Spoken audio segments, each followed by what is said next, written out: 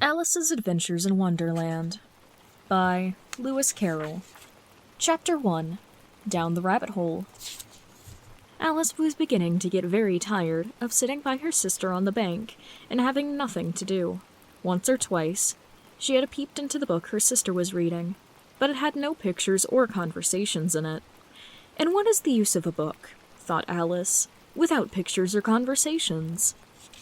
So she was considering, in her own mind, as well as she could, for the hot day made her feel very sleepy and stupid, whether the pleasure of making a daisy chain would be worth the trouble of getting up and picking the daisies, when suddenly a white rabbit with pink eyes ran close by her. There was nothing so very remarkable in that, nor did Alice think it so very much out of the way to hear the rabbit say to itself, oh dear, I shall be too late." When she thought it over afterwards, it occurred to her that she ought to have wondered at this. But at the time, it all seemed quite natural. But when the rabbit actually took a watch out of its waistcoat pocket and looked at it, and then hurried on, Alice started to her feet, for it flashed across her mind that she had never before seen a rabbit with either a waistcoat pocket or a watch to take out of it. And burning with curiosity, she ran across the field after it, and was just in time to see it pop down a large rabbit hole under the hedge. In another moment, down went Alice after it, never once considering how in the world she was to get out again. The rabbit hole went straight on like a tunnel for some way, and then dipped suddenly down, so suddenly that Alice had not a moment to think about stopping herself before she found herself falling down what seemed to be a very deep well. Either the well was very deep, or she fell very slowly, for she had plenty of time, as she went down, to look about her, and to wonder what was going to happen next. First, she tried to look down and make out what she was coming to, but it was too dark to see anything. Then she looked at the sides of the well, and noticed they were filled with cupboards and bookshelves. Here and there she saw maps and pictures hung up upon pegs. She took down a jar from one of the shelves, as she passed. It was labeled Orange Marmalade, but to her great disappointment, it was empty. She did not like to drop the jar, for fear of killing somebody underneath, so managed to put it into one of the cupboards as she fell past. Well, thought Alice to herself, after such a fall as this, I shall think nothing of tumbling downstairs. How brave they'll all think me at home. Why, I wouldn't say anything about it, even if I fell off the top of the house, which was very likely true. Down, down, down. Would the fall never come to an end? I wonder how many miles I've fallen by this time, she said aloud. I must be getting somewhere near the center of the earth. Let me see. That would be 4,000 miles down, I think. For you see, Alice had learnt several things of this sort in her lessons in the schoolroom. And though this was not a very good opportunity for showing off her knowledge, as there was no one to listen to her, still it was good practice to say it over. Yes, that's about the right distance. And then I wonder what latitude or longitude I've gotten to. Alice had not the slightest idea what longitude was, or latitude either, but she thought they were nice grand words to say. Presently, she began again. I wonder if I shall fall right through the earth. How funny it'll seem to come out among people that walk with their heads downwards. The anthropathies, I think. She was rather glad there was no one to listen this time, as it didn't sound at all like the right word. But I shall have to ask them what the name of the country is, you know. Please, ma'am, is this New Zealand? Or Australia? And she tried to curtsy as she spoke. Fancy, curtsying as you're falling through the air. Do you think you could manage it? And what an ignorant little girl she'll think me for asking. No, it'll never do to ask. Perhaps I shall see it written up somewhere. Down, down, down. There was nothing else to do, so Alice soon began talking again. Dinah'll miss me very much tonight, I should think. Dinah was the cat. I hope they'll remember her saucer of milk at tea time. Dinah, my dear, I wish you were down here with me. There's no mice in the air, I'm afraid, but you might catch a bat, and that's very much like a mouse, you know. But do cats eat bats, I wonder? And here Alice began to get rather sleepy, and went on saying to herself, in a dreamy sort of way, do cats eat bats? Do cats eat bats? And sometimes, do bats eat cats? For you see, as she couldn't answer either question, it didn't much matter which way she put it. She felt that she was dozing off, and had just begun to dream that she was walking hand in hand with Dinah, and was saying to her, very earnestly, "Now, Dinah, tell me the truth. Did you ever eat a bat?" When suddenly, thump thump, down she came upon a heap of sticks and dried leaves, and the fall was over. Alice was not a bit hurt, and she jumped up on her feet in a moment. She looked up, but it was all dark overhead. Before her was another long passage, and the White Rabbit was still in sight, hurrying down it. There was not a moment to be lost. Away went Alice like the wind, and just in time to hear it say, as it turned a corner, "Oh, my ears and whiskers! How late it's getting!" She was close behind it when she turned the corner, but the rabbit was no longer to be seen. She found herself in a long, low hall, which was lit up by a row of lamps hanging from the roof. There were doors all around the hall, but they were all locked, and when Alice had been all the way down one side and up the other, trying every door, she walked sadly down the middle, wondering how she was ever to get out again. Suddenly, she came upon a little three-legged table, all made of solid glass. There was nothing on it but a tiny golden key, and Alice's first idea was that this might belong to one of the doors in the hall. But alas, either the locks were too large or the key was too small. But at any rate, it would not open any of them. However, on the second time round, she came upon a low curtain she had not noticed before, and behind it was a little door about 15 inches high. She tried the little golden key in the lock, and to her great delight, it fit. Alice opened the door and found it led into a small passage, not much larger than a rat hole. She knelt down and looked along the passage into the loveliest garden you ever saw. How she longed to get out of that dark hall and wander about among those beds of bright flowers and those cool fountains. But she couldn't even get her head through the doorway. And even if my head would go through, thought poor Alice, it would be of very little use without my shoulders. Oh, how I wish I could shut up like a telescope. I think I could, if I only knew how to begin. For you see, so many out-of-the-way things had happened lately that Alice had begun to think that very few things indeed were really impossible. There seemed to be no use waiting by the little door, so she went back to the table, half hoping she might find another key on it, or, at any rate, a book of rules for shutting people up like telescopes. This time she found a little bottle on it, which certainly was not there before, said Alice, and tied around the neck of the bottle was a paper label with the words, "Drink me," beautifully printed on it in large letters. It was very well to say, "Drink me," but the wise little Alice was not going to do that in a hurry. "No, I'll look first," she said, "and see whether it's marked poison or not." For she had read several nice little stories about children who had got burnt and eaten up by wild beasts and other unpleasant things, all because they would not remember the simple rules their friends had taught them, such as that a red-hot poker will burn you if you hold it too long, and that if you cut your finger very deeply with a knife, it usually bleeds.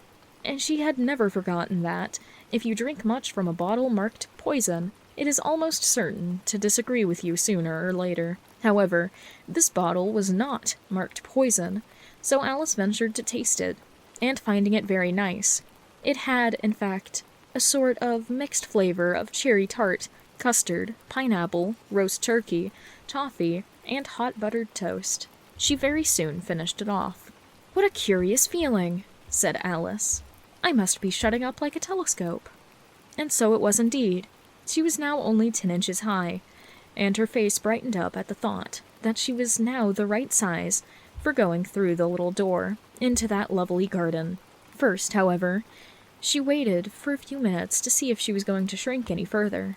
She felt a little nervous about this, for it might end, you know, she said to herself, in me going out altogether, like a candle. I wonder what I should be like then. And she tried to fancy what the flame of a candle looks like after the candle is blown out, for she could not remember ever having seen such a thing. After a while, finding that nothing more happened, she decided on going into the garden at once. But alas for poor Alice, when she got to the door, she found that she had forgotten the little golden key, and when she went back to the table for it, she found that she could not possibly reach it. She could see it quite plainly through the glass, and she tried her best to climb up one of the legs of the table, but it was too slippery, and when she tried herself out with trying, the poor little thing sat down and cried. "Come, there's no use in crying like that," said Alice to herself, rather sharply. "I advise you to leave off this minute." She generally gave herself very good advice, though she very seldom followed it, and sometimes she scolded herself so severely as to bring tears to her eyes. And once she remembered trying to box her own ears for having cheated herself in a game of croquet she was playing against herself. For this curious child was very fond of pretending to be two people.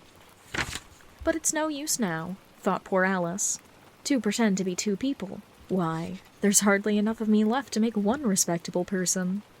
Soon her eyes fell on a little glass box that was laying under the table. She opened it, and found in it a very small cake, on which the words, "Eat me," were beautifully marked in currants. "Well, I'll eat it," said Alice. "And if it makes me grow larger, I can reach the key. And if it makes me grow smaller, I can creep under the door.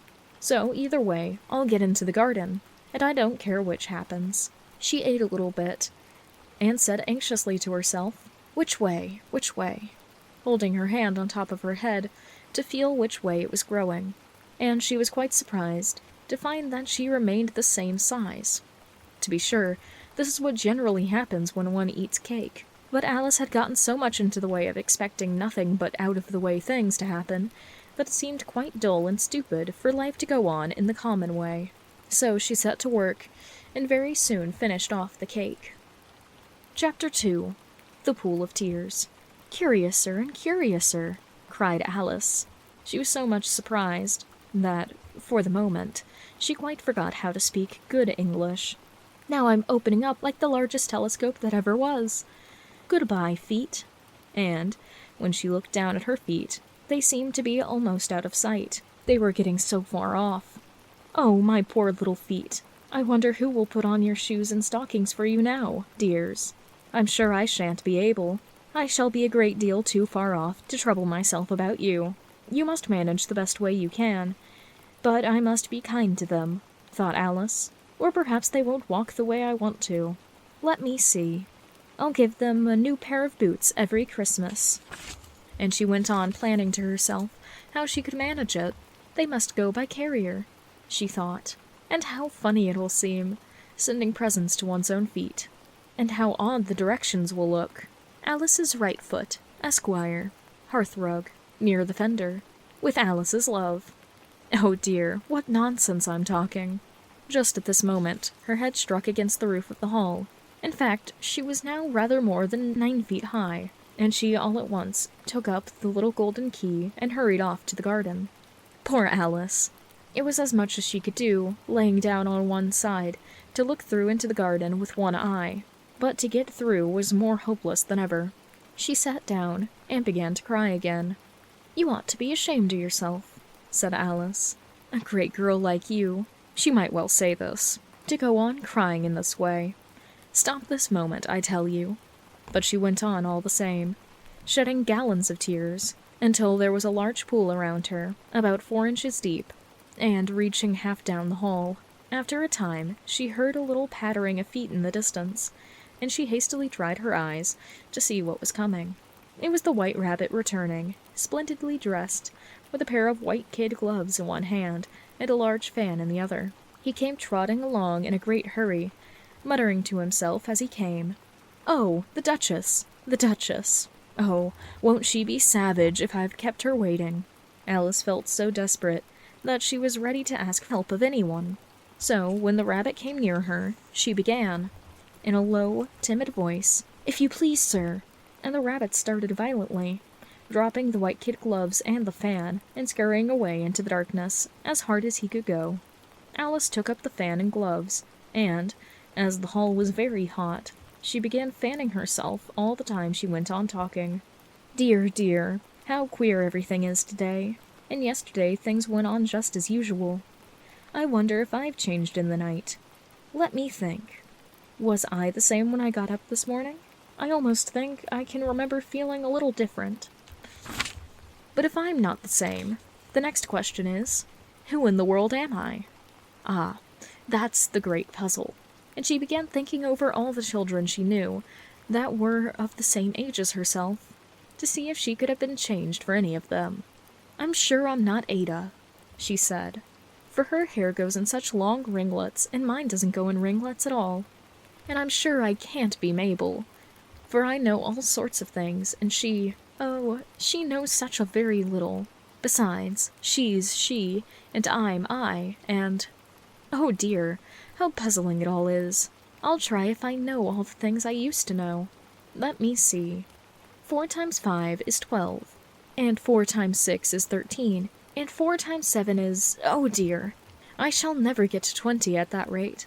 However, the multiplication table doesn't signify. Let's try geography. London is the capital of Paris, and Paris is the capital of Rome, and Rome... No, that's all wrong, I'm certain. I must have been changed for Mabel. I'll try to say, how doth the little... And she crossed her hands over her lap, as if she were saying lessons, and began to repeat it, but her voice sounded hoarse and strange, and the words did not come out the same as they used to do. How doth the little crocodile improve his shining tail, and pour the waters of the Nile on every golden scale? How cheerfully he seems to grin, how neatly spreads his claws, and welcomes little fishes in with gently smiling jaws. I'm sure those are not the right words, said poor Alice, and her eyes filled with tears again as she went on. I must be Mabel after all, and I shall have to go and live in that poky little house, and have next to no toys to play with, and, oh, ever so many lessons to learn. No, I've made up my mind about it. If I'm Mabel, I'll stay down here. It'll be no use their putting their heads down and saying, "Come up again, dear." I shall only look up and say, "Who am I, then? Tell me that first, and then, if I like being that person, I'll come up. If not, I'll stay down here till I'm somebody else." But, oh dear, cried Alice, with a sudden burst of tears, I do wish they'd put their heads down.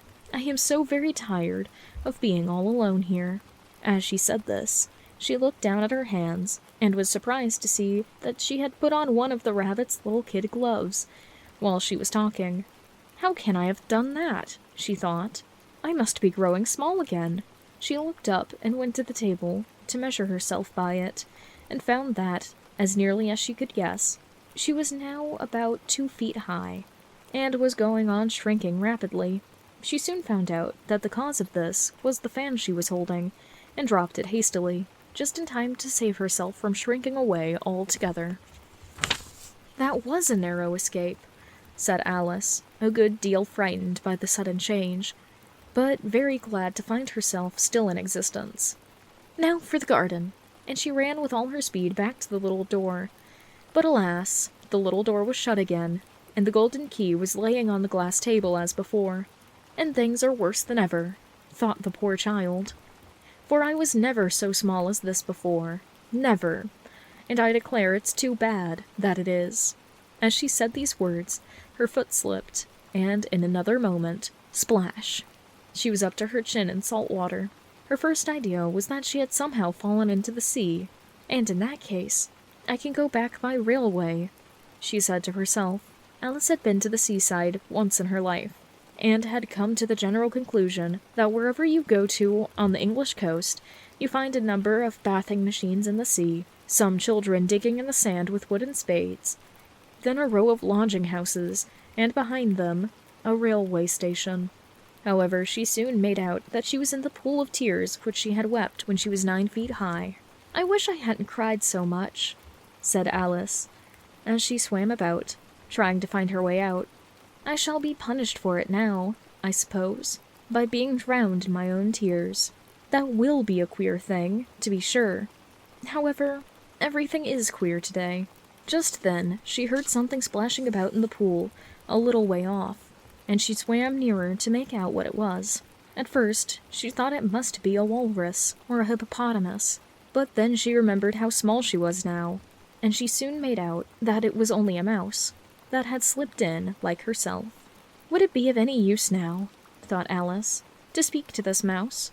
Everything is so out of the way down here that I should think very likely it can talk. At any rate, there's no harm in trying. So she began, "Oh, Mouse, do you know the way out of this pool? I'm very tired of swimming about here. Oh, Mouse." Alice thought this must be the right way of speaking to a mouse. She had never done such a thing before, but she remembered having seen, in her brother's Latin grammar, a mouse of a mouse, to a mouse, oh mouse. The mouse looked up at her rather inquisitively, and seemed to her to wink with one of its little eyes. But it said nothing. "Perhaps it doesn't understand English," thought Alice. "I dare say it's a French mouse, come over with William the Conqueror." For with all of her knowledge of history, Alice had no clear notion of how long ago anything had happened. So she began again, "Où est ma chatte?" which was the first sentence in her French lesson book. The mouse gave a sudden leap out of the water, and seemed to quiver all over with fright. "Oh, I beg your pardon," cried Alice hastily, afraid that she had hurt the poor animal's feelings. "I quite forgot you didn't like cats." "Not like cats!"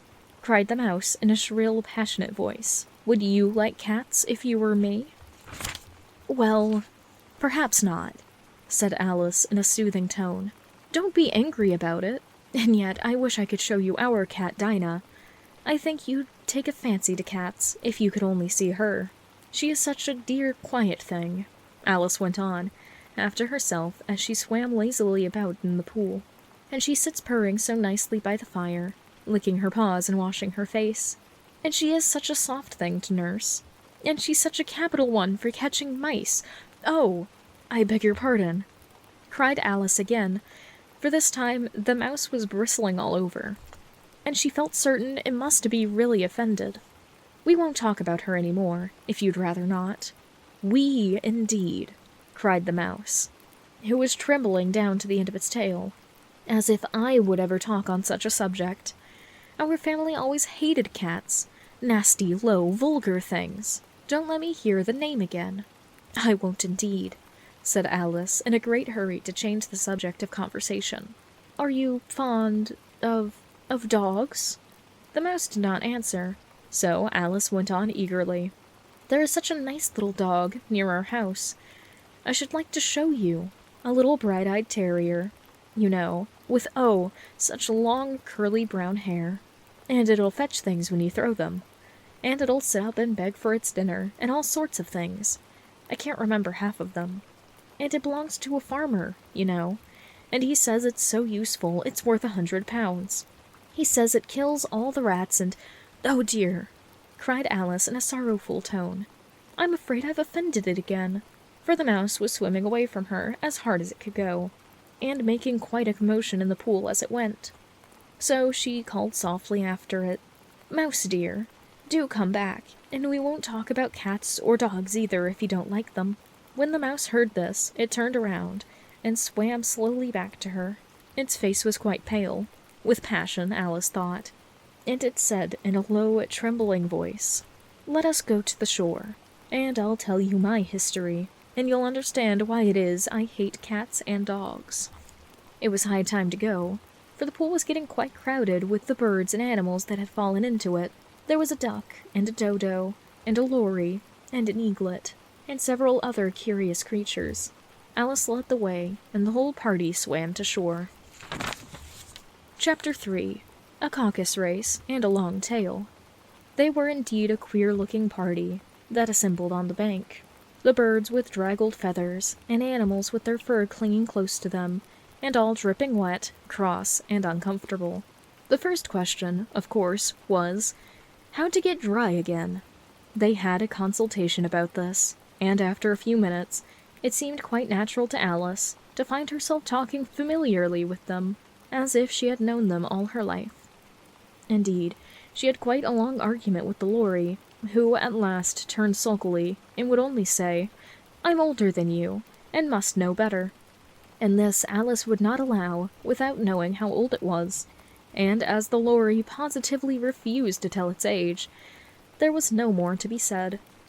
At last, the mouse, who seemed to be a person of some authority among them, called out, "Sit down, all of you, and listen to me. I'll soon make you dry enough." They all sat down at once, in a large ring, with the mouse in the middle. Alice kept her eyes anxiously fixed on it, for she felt sure she would catch a bad cold if she did not get dry very soon. "Ahem," said the mouse, with an important air. "Are you all ready? This is the driest thing I know. Silence all around, if you please." William the Conqueror, whose cause was favored by the Pope, was soon submitted to by the English, who wanted leaders, and had been of late much accustomed to usurpation and conquest. Edwin and Morcar, the Earls of Mercia and Northumbria. "Ugh," said the Lory, with a shiver. "I beg your pardon," said the mouse, frowning, but very polite. "Did you speak?" "Not I," said the Lory, hastily. "I thought you did," said the mouse. "I proceed. Edwin and Morcar, the Earls of Mercia and Northumbria, declared for him, and even Sigund, the patriotic Bishop of Canterbury, found it advisable—" "Found what?" said the duck. "Found it," the mouse replied rather crossly. "Of course you know what it means." "I know what it means well enough, when I find a thing," said the duck. "It's generally a frog or a worm. The question is, what did the Archbishop find?" The mouse did not notice this question, but hurriedly went on. "Found it advisable to go with Edgar Atherling to meet William and offer him the crown. William's conduct at first was moderate, but the insolence of his Normans— How are you getting on now, my dear?" it continued, turning to Alice as it spoke. "As wet as ever," said Alice, in a melancholy tone. "It doesn't seem to dry me at all." "In that case," said the dodo solemnly, rising to its feet, "I move that the meeting adjourn for the immediate adoption of more energetic remedies." "Speak English," said the eaglet. "I don't know the meaning of half those long words. And, what's more, I don't believe you do either." And the eaglet bent down its head to hide a smile. Some of the other birds tittered audibly. "What I was going to say," said the dodo, in an offended tone, "was that the best thing to get us dry would be a caucus race." "What is a caucus race?" said Alice, not that she much wanted to know. But the dodo had paused as if it thought that somebody ought to speak, and no one else seemed inclined to say anything. "Why," said the dodo, "the best way to explain it is to do it. And as you might like to try the thing yourself some winter day, I will tell you how the dodo managed it. First, it marked out the race course in a sort of circle. The exact shape doesn't matter, it said. And then all the party were placed along the course, here and there. There was no 1, 2, 3, and away. But they began running when they liked, and left off when they liked, so that it was not easy to know when the race was over. However, when they had all been running half an hour or so, and were quite dry again, the dodo suddenly called out, "The race is over!" And they all crowded around it, panting and asking, "But who has won?" This question the dodo could not seem to answer without a great deal of thought, and it stood for a long time, with one finger pressed upon its forehead, the position in which you usually see Shakespeare in the pictures of him, while the rest waited in silence. At last the dodo said, "Everybody has won, and all must have prizes." "But who is to give the prizes?" quite a chorus of voices asked. "Why, she, of course," said the dodo, pointing to Alice with one finger. And the whole party at once crowded around her, calling out in a confused way, "Prizes! Prizes!" Alice had no idea what to do, and, in despair, she put her hand in her pocket and pulled out a box of comfits. Luckily, the salt water had not gotten into it, and handed them around as prizes. There was exactly one apiece all around. "But she must have a prize herself, you know," said the mouse. "Of course," the dodo replied very gravely. "What else have you got in your pocket?" it went on, turning to Alice. "Only a thimble," said Alice sadly. "Hand it over here," said the dodo. Then they all crowded around her once more, while the dodo solemnly presented the thimble, saying, "We beg your acceptance of this elegant thimble." And then, when it finished this short speech, they all cheered. Alice thought the whole thing very absurd, but they all looked so grave that she did not dare to laugh. And, as she could not think of anything to say, she simply bowed and took the thimble, looking as solemn as she could. The next thing was to eat the comfits. This caused some noise and confusion, as the large birds complained that they could not taste theirs, and the small ones choked, and had to be patted on the back. However, it was over at last, and they all sat down again in a ring, and begged the mouse to tell them something more.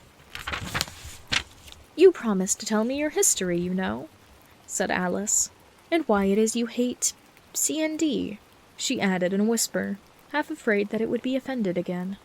"Mine is a long and sad tale," said the mouse, turning to Alice and sighing.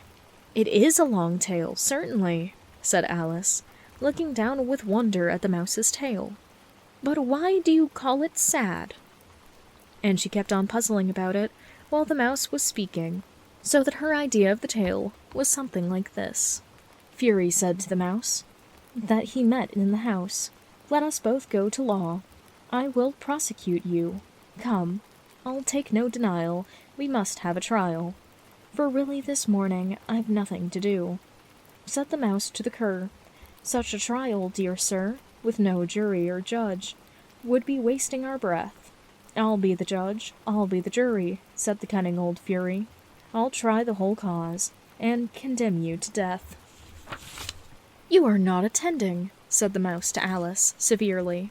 "What are you thinking of?" "I beg your pardon," said Alice very humbly. "You had got to the 5th bend, I think?" "I had not," cried the mouse sharply and very angrily. "A knot!" said Alice, always ready to make herself useful, and looking anxiously about her. "Oh, do let me help undo it." "I shall do nothing of the sort," said the mouse, getting up and walking away. "You insult me by talking such nonsense." "I didn't mean it," pleaded poor Alice. "But you're so easily offended, you know." The mouse only growled in reply. "Please come back and finish your story," Alice cried after it, and the others all joined in chorus. "Yes, please do."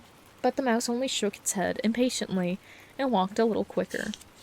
"What a pity it wouldn't stay," sighed the Lory, as soon as it was quite out of sight. And the old crab took the opportunity of saying to her daughter, "Ah, my dear, let this be a lesson to you, never to lose your temper."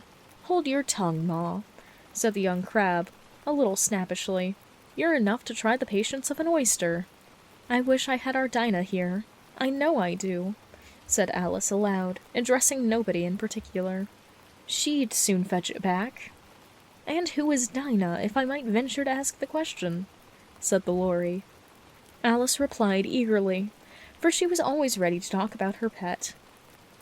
"Dinah's our cat, and she's such a capital one for catching mice. You can't think. And oh, I wish you could see her after the birds. Why, she'll eat a little bird as soon as look at it." This speech caused a remarkable sensation among the party. Some of the birds hurried off at once. One old magpie began wrapping herself very carefully, remarking, "I really must be getting home. The night air doesn't suit my throat." And a canary called out in a trembling voice to its children, "Come away, my dears. It's high time you were all in bed." On various pretenses, they all moved off, and Alice was soon left alone. "I wish I hadn't mentioned Dinah," she said to herself in a melancholy tone. "Nobody seems to like her down here, and I'm sure she's the best cat in the world.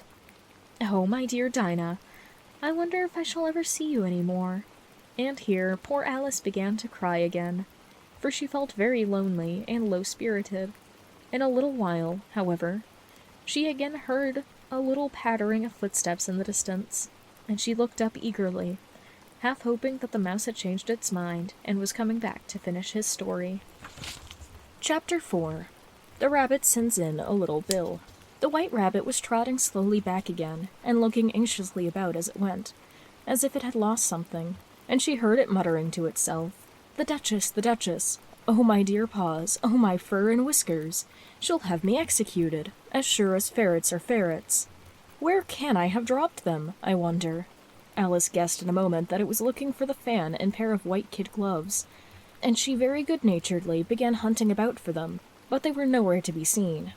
Everything seemed to have changed since her swim in the pool, and the great hall with the glass table and little door had vanished completely.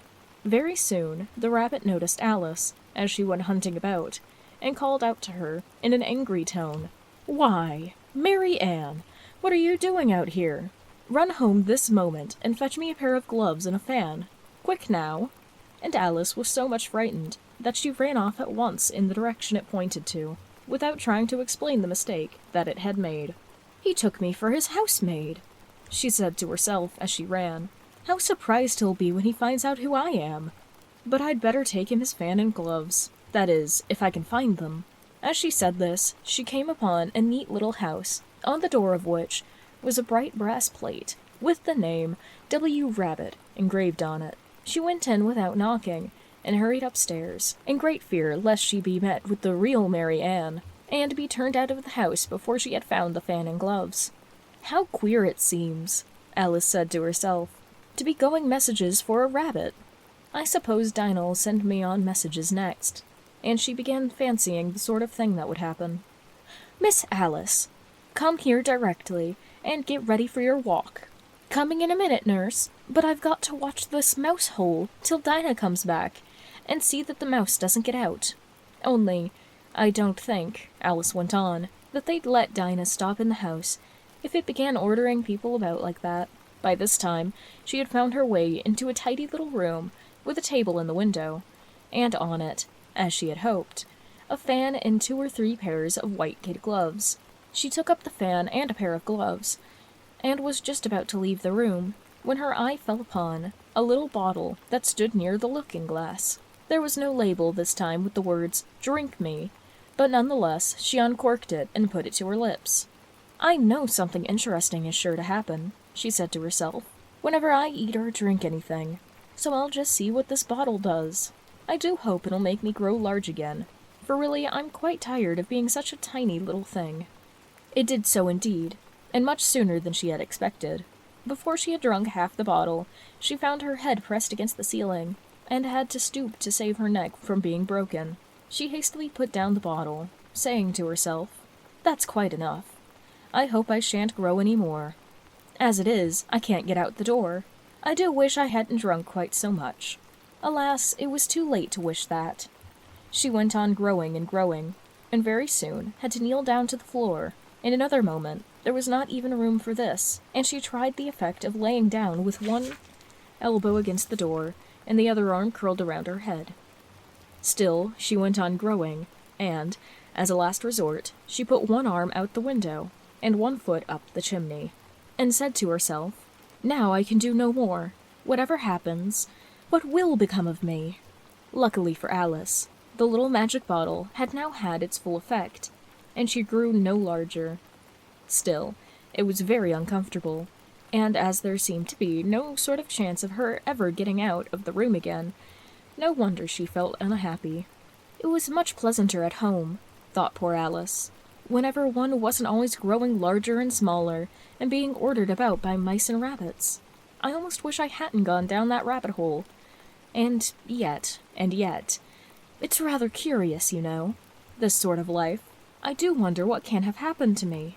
Whenever I used to read fairy tales, I fancied that kind of thing never happened. And now here I am, in the middle of one. There ought to be a book written about me, that there ought. And when I grow up, I'll write one. But I'm grown up now," she added in a sorrowful tone. "At least, there's no room for me to grow up any more here. But then," thought Alice, "shall I never get any older than I am now?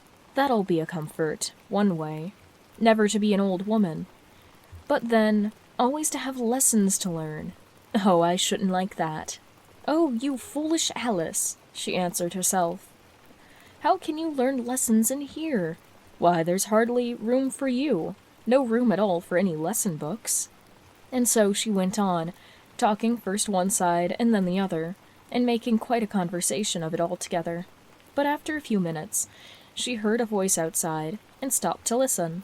"Mary Ann, Mary Ann," said the voice, "fetch me my gloves this moment." And came a little pattering of feet on the stairs.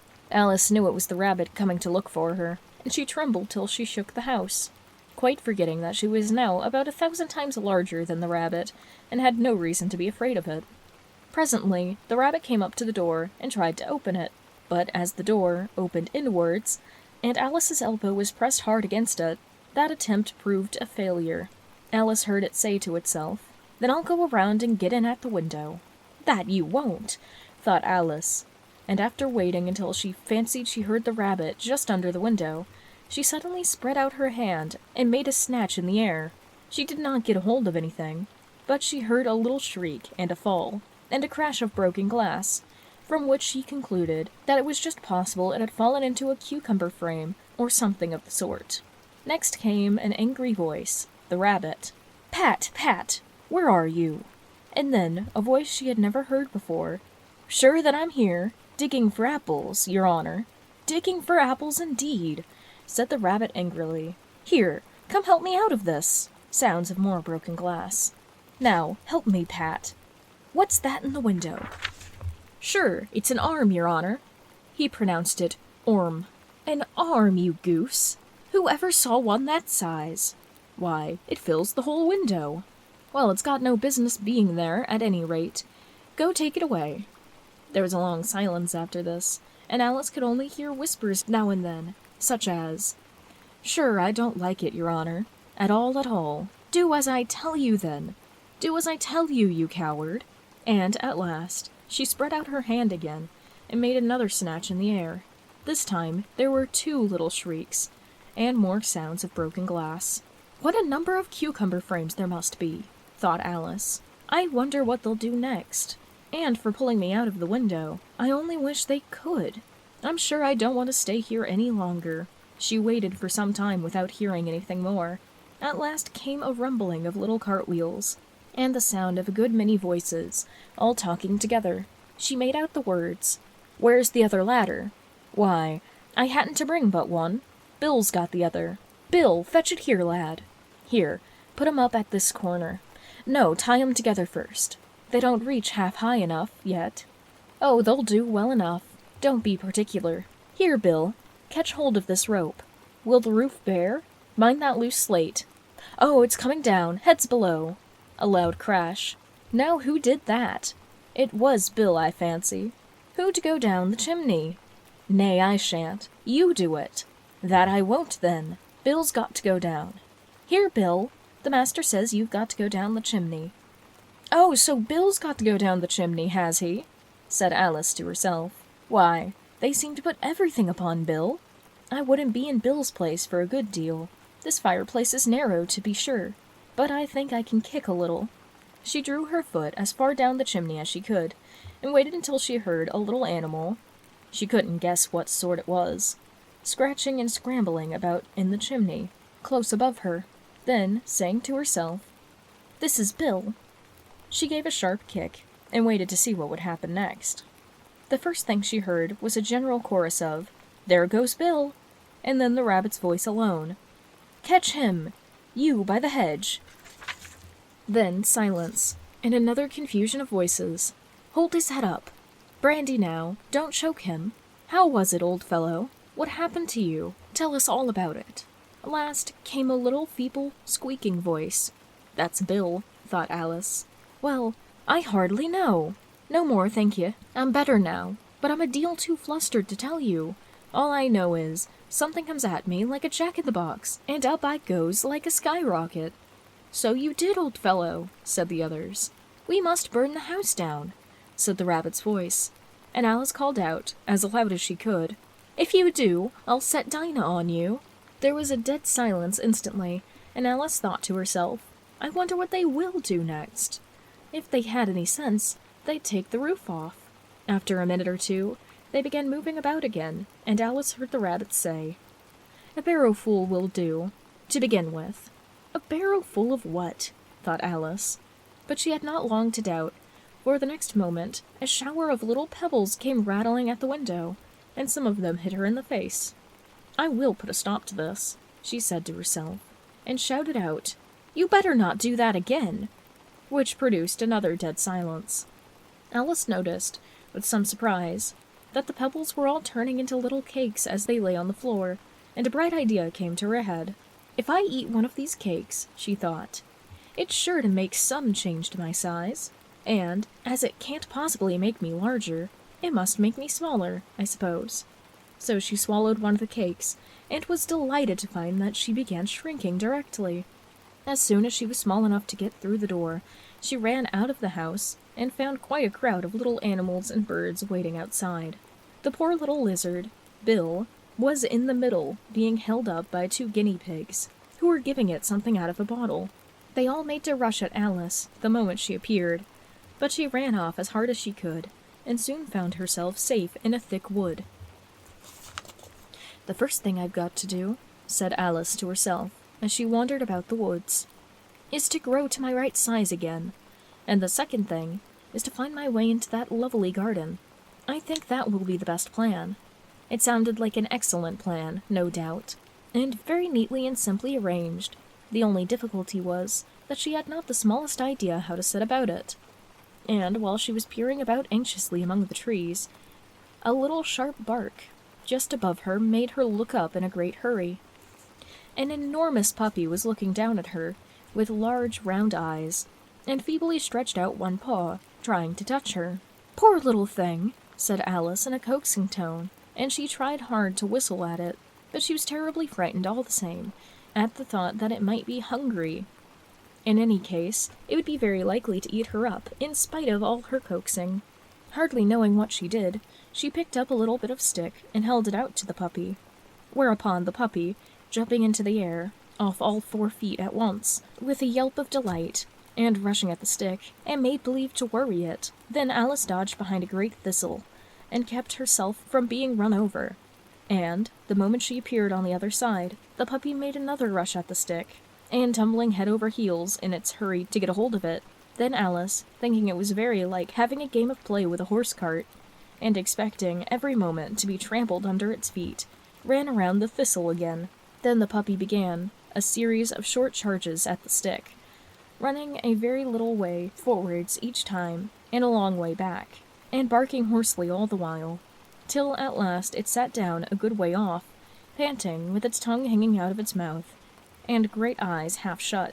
This seemed to Alice a good opportunity to make her escape, so she set off at once, and ran till she was quite tired and out of breath, and till the puppy bark sounded quite faint in the distance. "And yet, what a dear little puppy it was," said Alice, as she leaned against a buttercup to rest herself, and fanned herself with one of the leaves. "I should have liked teaching it tricks very much, if I'd only been the right size to do it. Oh dear, I'd nearly forgotten that I've got to grow up again. Let me see. How is it to be managed? I suppose I ought to eat or drink something or other, but the great question is, what?" A great question it was. What? Alice looked all around her at the flowers and blades of grass, but she could not see anything that looked like the right thing to eat or drink, under the circumstances. There was a large mushroom growing near her, about the same height as herself, and when she had looked under it, and both sides of it, and behind it, it occurred to her that she might as well look to see what's on top of it. She stretched herself up on tiptoe, and peeped over the edge of the mushroom, and her eyes immediately met those of a large blue caterpillar that was sitting on top, with its arms folded, quietly smoking a large hookah, and taking not the smallest notice of her, or of anything else. Chapter 5. Advice from a Caterpillar. The caterpillar and Alice looked at each other for some time in silence. At last, the caterpillar took the hookah out of its mouth, and addressed her in a languid, sleepy voice. "Who are you?" said the caterpillar. This was not an encouraging opening for a conversation. Alice replied, rather shyly, "I hardly know, sir. Just at present, at least, I know who I was when I got up this morning, but I think I must have been changed several times since then." "What do you mean by that?"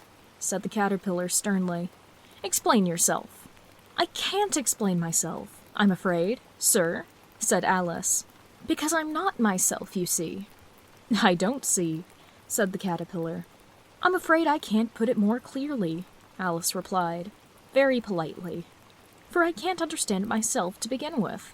and being so many different sizes in a day is very confusing." "It isn't," said the caterpillar. "Well, perhaps you haven't found it so yet," said Alice. "But when you have turned into a chrysalis, you will some day, you know, and then after that turn into a butterfly, I should think you'll feel a little queer, won't you?" "Not a bit," said the caterpillar. "Well, perhaps your feelings may be different," said Alice. "All I know is it would feel very queer to me." "You," said the caterpillar contemptuously. "Who are you?" Which brought them back to the beginning of the conversation. Alice felt a little irritated at the caterpillars making such very short remarks, and she drew herself up and said, very gravely, "I think you ought to tell me who you are first." "Why?" said the caterpillar. Here was another puzzling question, and as Alice could not think of any good reason, and the caterpillar seemed to be in a very unpleasant state of mind, she turned away. "Come back," the caterpillar called after her. "I have something important to say." This sounded promising, certainly. Alice turned and came back again. "Keep your temper," said the caterpillar. "Is that all?" said Alice, swallowing down her anger as well as she could. "No," said the caterpillar. Alice thought she might as well wait, as she had nothing else to do, and perhaps, after all, it might tell her something worth hearing.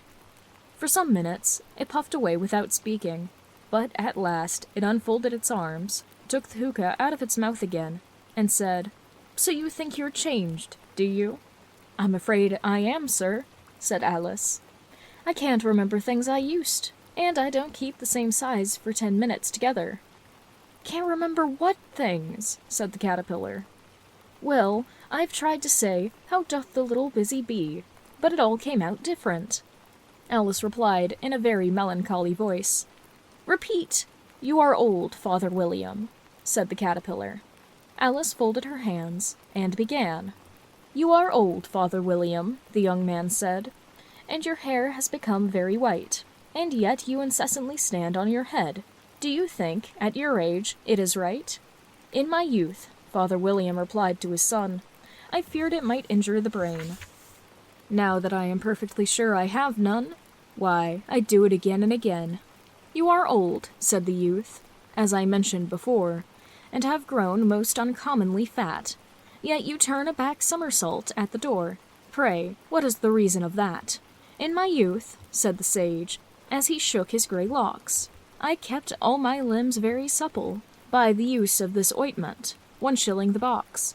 Allow me to sell you a couple." "You are old," said the youth, "and your jaws are too weak for anything tougher than suet. Yet you finish the goose with the bones and the beak. Pray, how do you manage to do it?" "In my youth," said his father, "I took to the law, and argued each case with my wife, and the muscular strength which it gave in my jaw has lasted me the rest of my life." "You are old," said the youth. "One would hardly suppose that your eye was as steady as ever, yet you balanced an eel on the end of your nose. What made you so awfully clever?" "I have answered 3 questions, and that is enough," said his father. "Don't give yourself airs. Do you think I can listen all day to such stuff? Be off, or I'll kick you down the stairs." "That is not said right," said the caterpillar. "Not quite right, I'm afraid," said Alice timidly. "Some of the words have got altered." "It is wrong from beginning to end," said the caterpillar, decidedly, and there was a silence for some minutes. The caterpillar was first to speak. "What size do you want to be?" it asked. "Oh, I'm not particular as to size," Alice hastily replied. "Only one doesn't like changing so often, you know." "I don't know," said the caterpillar. Alice said nothing. She had never been so much contradicted in her life before, and she felt that she was losing her temper. "Are you content now?" said the caterpillar. "Well, I should like to be a little larger, sir, if you don't mind," said Alice. 3 inches is such a wretched height to be." "It is a very good height indeed," said the caterpillar angrily, rearing itself upright as it spoke. It was exactly 3 inches high. "But I'm not used to it," pleaded poor Alice in a piteous tone, and she thought to herself, "I wish the creatures wouldn't be so easily offended." "You'll get used to it in time," said the caterpillar, and it put the hookah into its mouth and began to smoke again. This time, Alice waited patiently until it chose to speak again. In a minute or two, the caterpillar took the hookah out of its mouth, and yawned once or twice, and shook itself. Then it got down off the mushroom, and crawled away into the grass, merely remarking as it went, "One side will make you grow taller, and the other side will make you grow shorter." One side of what? The other side of what? Thought Alice to herself. Of the mushroom, said the caterpillar, just as if she had asked it aloud, and, in another moment, it was out of sight. Alice remained looking thoughtfully at the mushroom for a minute, trying to figure out which were the two sides of it, and, as it was perfectly round, she found this a very difficult question. However, at last, she stretched her arms around it as far as they would go, and broke off a bit of the edge with each hand. "And now, which is which?" she said to herself, and nibbled a little off the right-hand bit to try the effect. The next moment, she felt a violent blow underneath her chin. It had struck her foot. She was a great deal frightened by this sudden change, but she felt that there was no time to be lost, as she was shrinking rapidly, so she set to work, at once, to eat some of the other bit. Her chin was pressed so closely against her foot that there was hardly room to open her mouth, but she did it at last, and managed to swallow a morsel of the left-hand bit. "Come, my head's free at last," said Alice, in a tone of delight, which changed to alarm in another moment, when she found that her shoulders were now nowhere to be found. All she could see, when she looked down, was an immense length of neck, which seemed to rise like a stalk out of the sea of green leaves that lay far below her. "What can all that green stuff be?" said Alice. "And where have my shoulders got to? And oh, my poor hands! How is it I can't see you?" She was moving them about as she spoke, but no result seemed to follow, except a little shaking among the distant green leaves.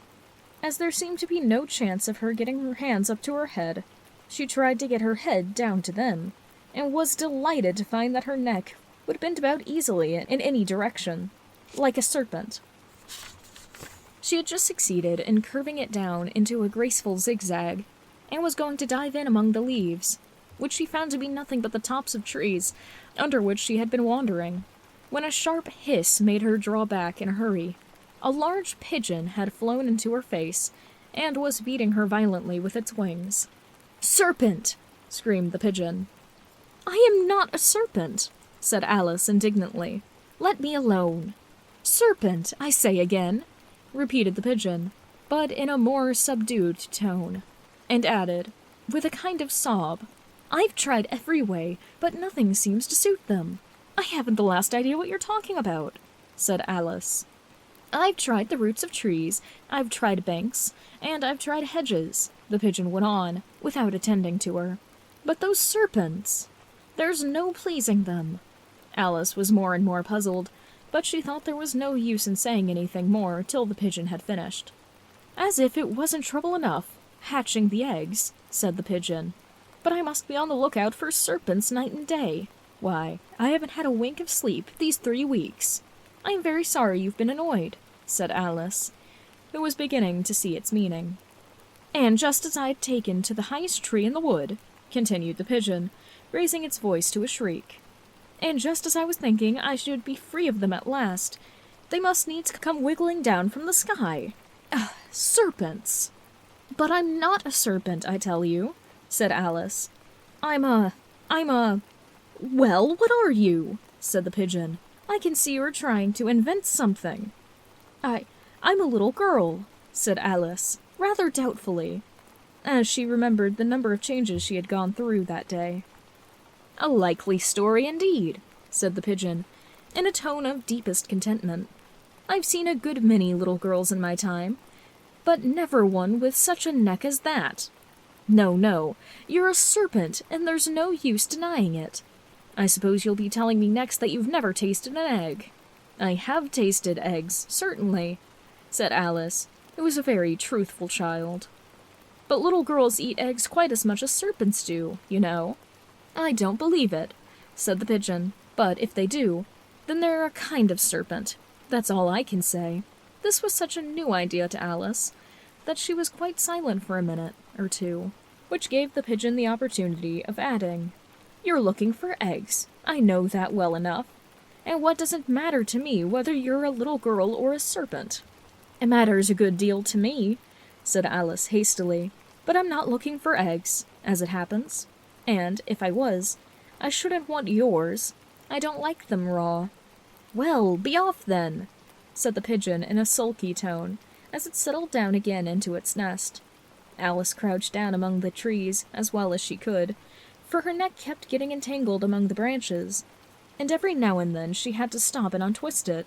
After a while, she remembered that she still held the pieces of mushroom in her hands, and she set to work, very carefully, nibbling first at one and then the other, and growing sometimes taller and sometimes shorter, until she had succeeded in bringing herself down to her usual height. It was so long since she had been anything near the right size that it felt quite strange at first, but she got used to it in a few minutes, and began talking to herself as usual. Come, there's half my plan done now. How puzzling all these changes are. I'm never sure what I'm going to be, from one minute to the other. However, I've got back to my right size. The next thing is to get into that beautiful garden. How is that to be done, I wonder? As she said this, she came suddenly upon an open place, with a little house in it about 4 feet high. Whoever lives there, thought Alice, it'll never do to come upon them this size. Why, I should frighten them out of their wits. So she began nibbling at the right-hand bit again, and did not venture to go near the house till she had brought herself down to 9 inches high. Chapter 6. Pig and Pepper.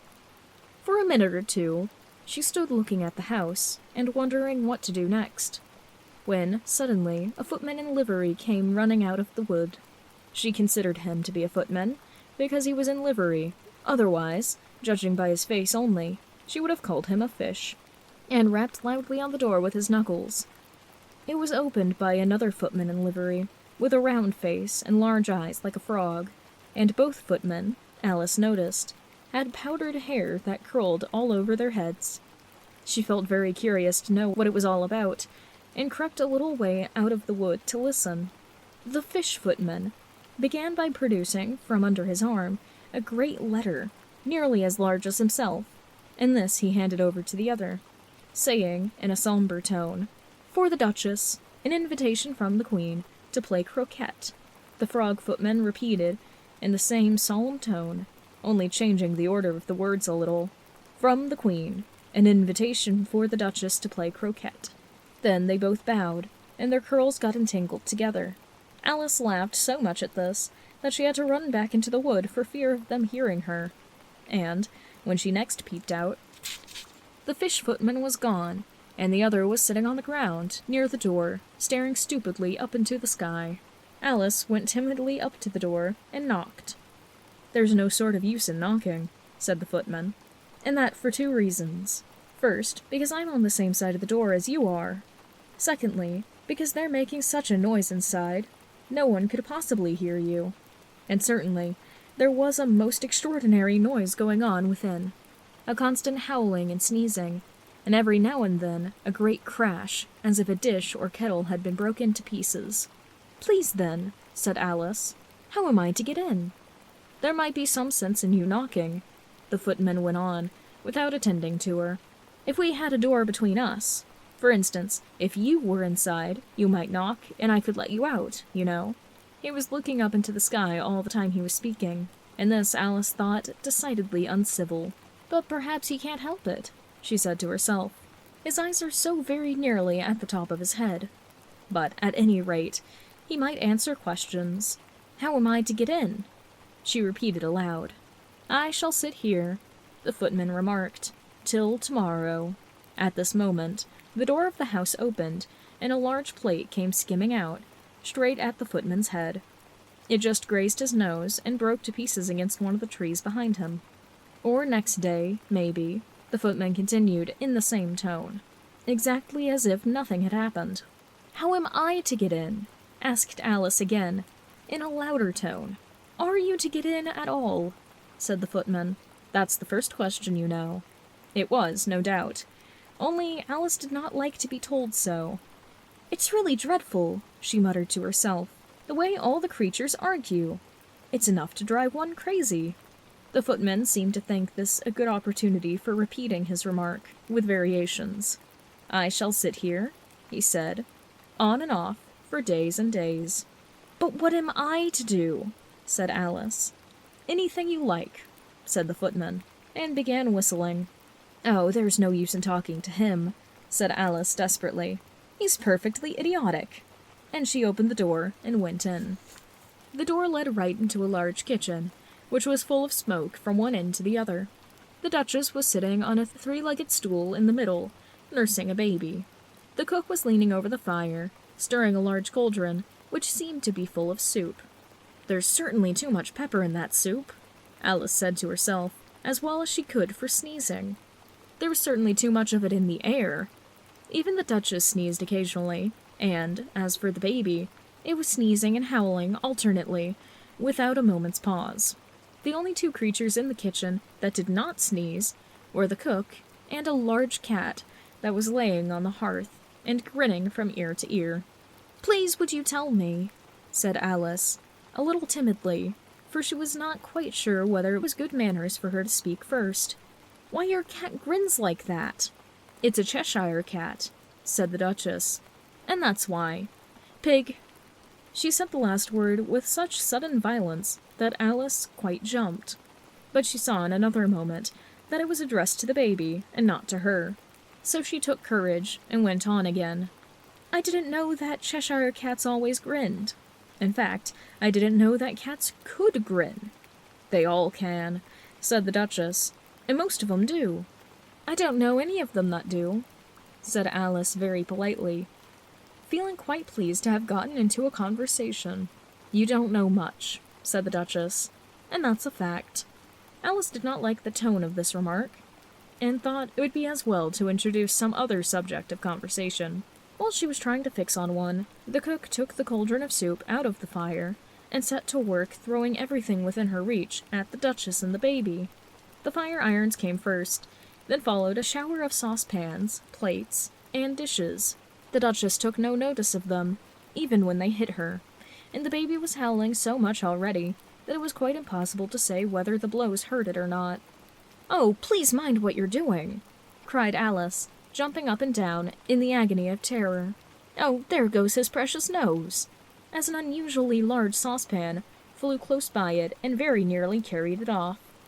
"If everybody minded their own business," the Duchess said, in a hoarse growl, "the world would go around a deal faster than it does."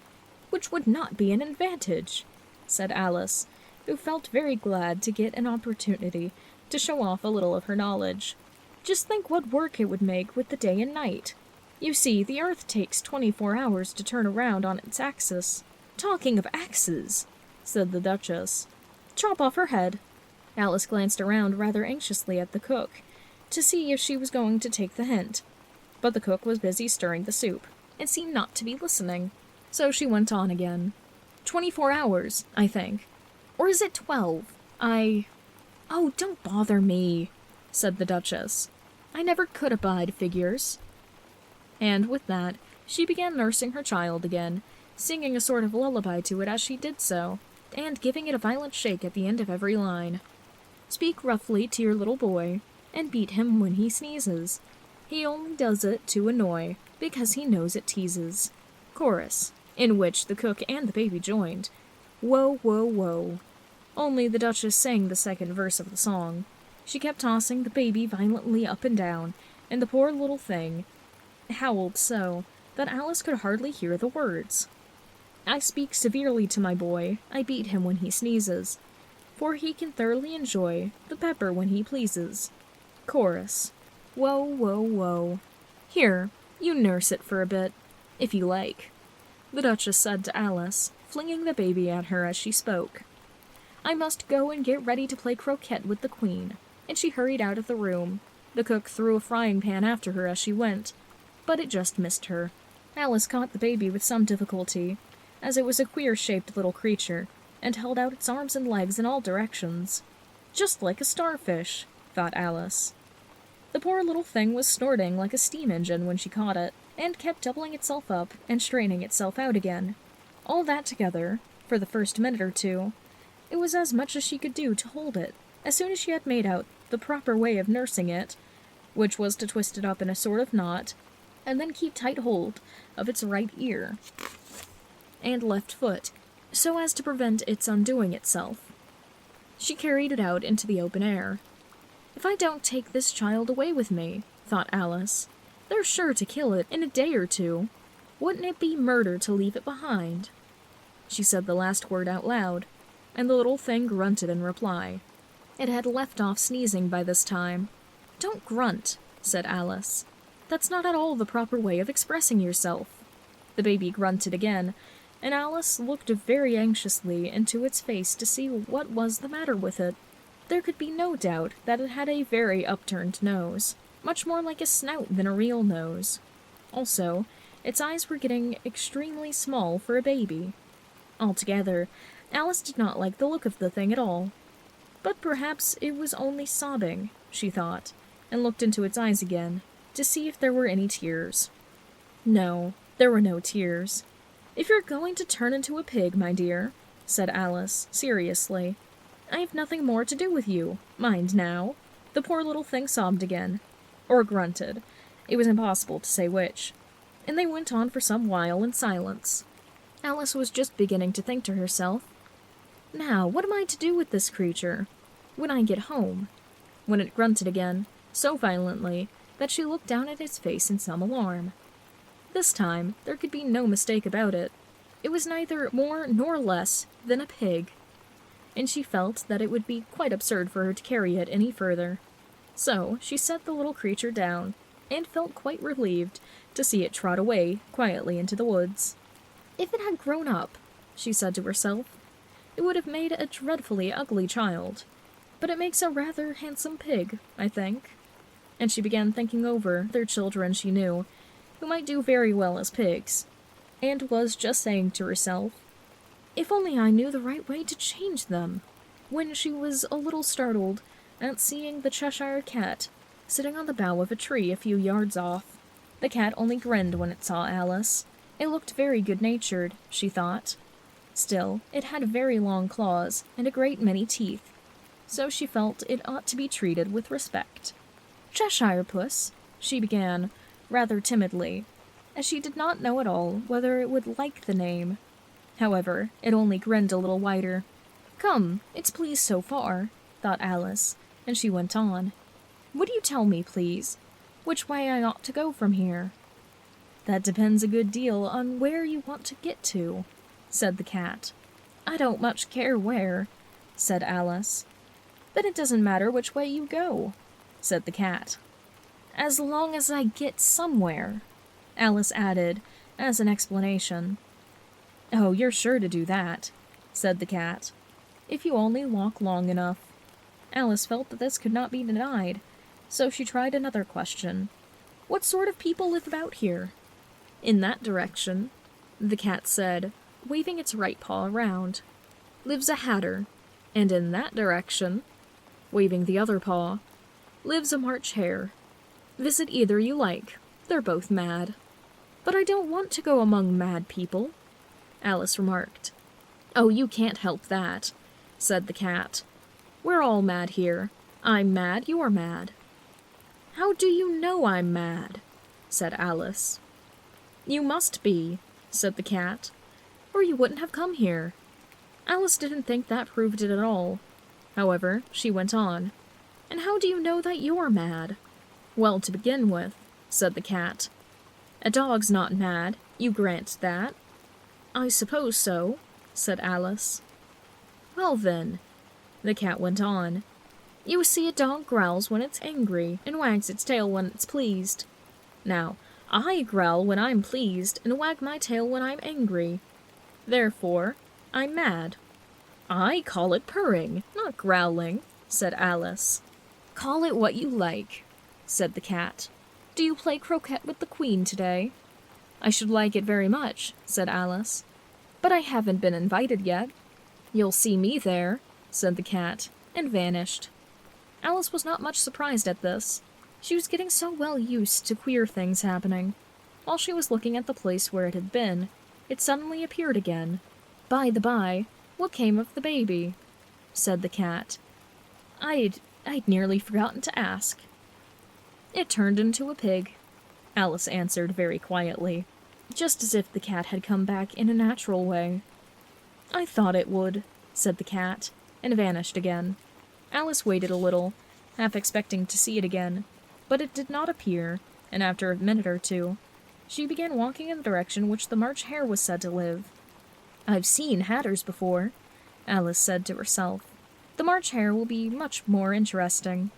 And perhaps, as this is May, it won't be raving mad. At least not so mad as it was in March. As she said this, she looked up, and there was the cat again, sitting on the branch of a tree.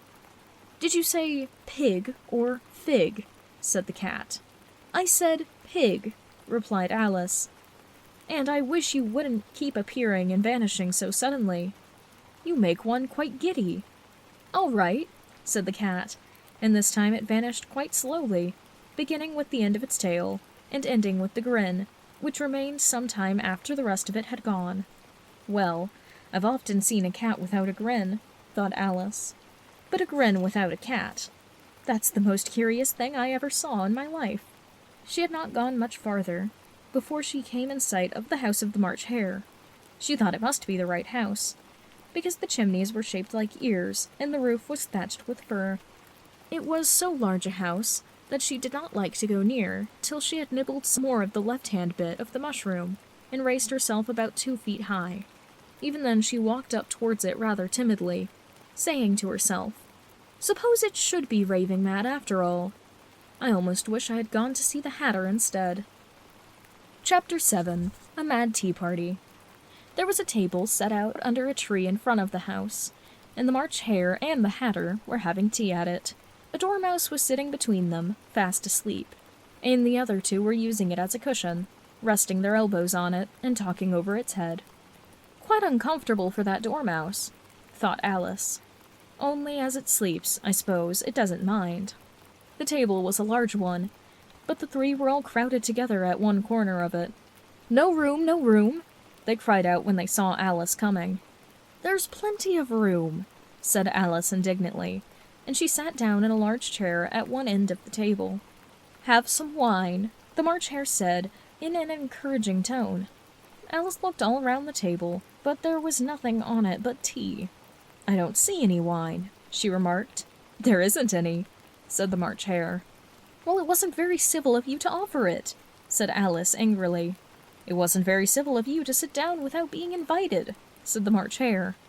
I didn't know it was your table, said Alice. It's laid for a great many more than 3.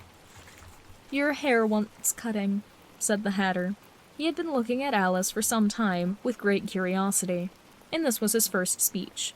You should learn not to make personal remarks, Alice said with some sincerity. It's very rude. The Hatter opened his eyes very wide on hearing this, but all he said was, Why is a raven like a writing desk? Come, we shall have some fun now, thought Alice. I'm glad they've begun asking riddles. I believe I can guess that, she added aloud. Do you mean you think you can find out the answer to it? Said the March Hare. Exactly so, said Alice. Then you should say what you mean, the March Hare went on. I do, Alice hastily replied. At least I mean what I say. That's the same thing, you know.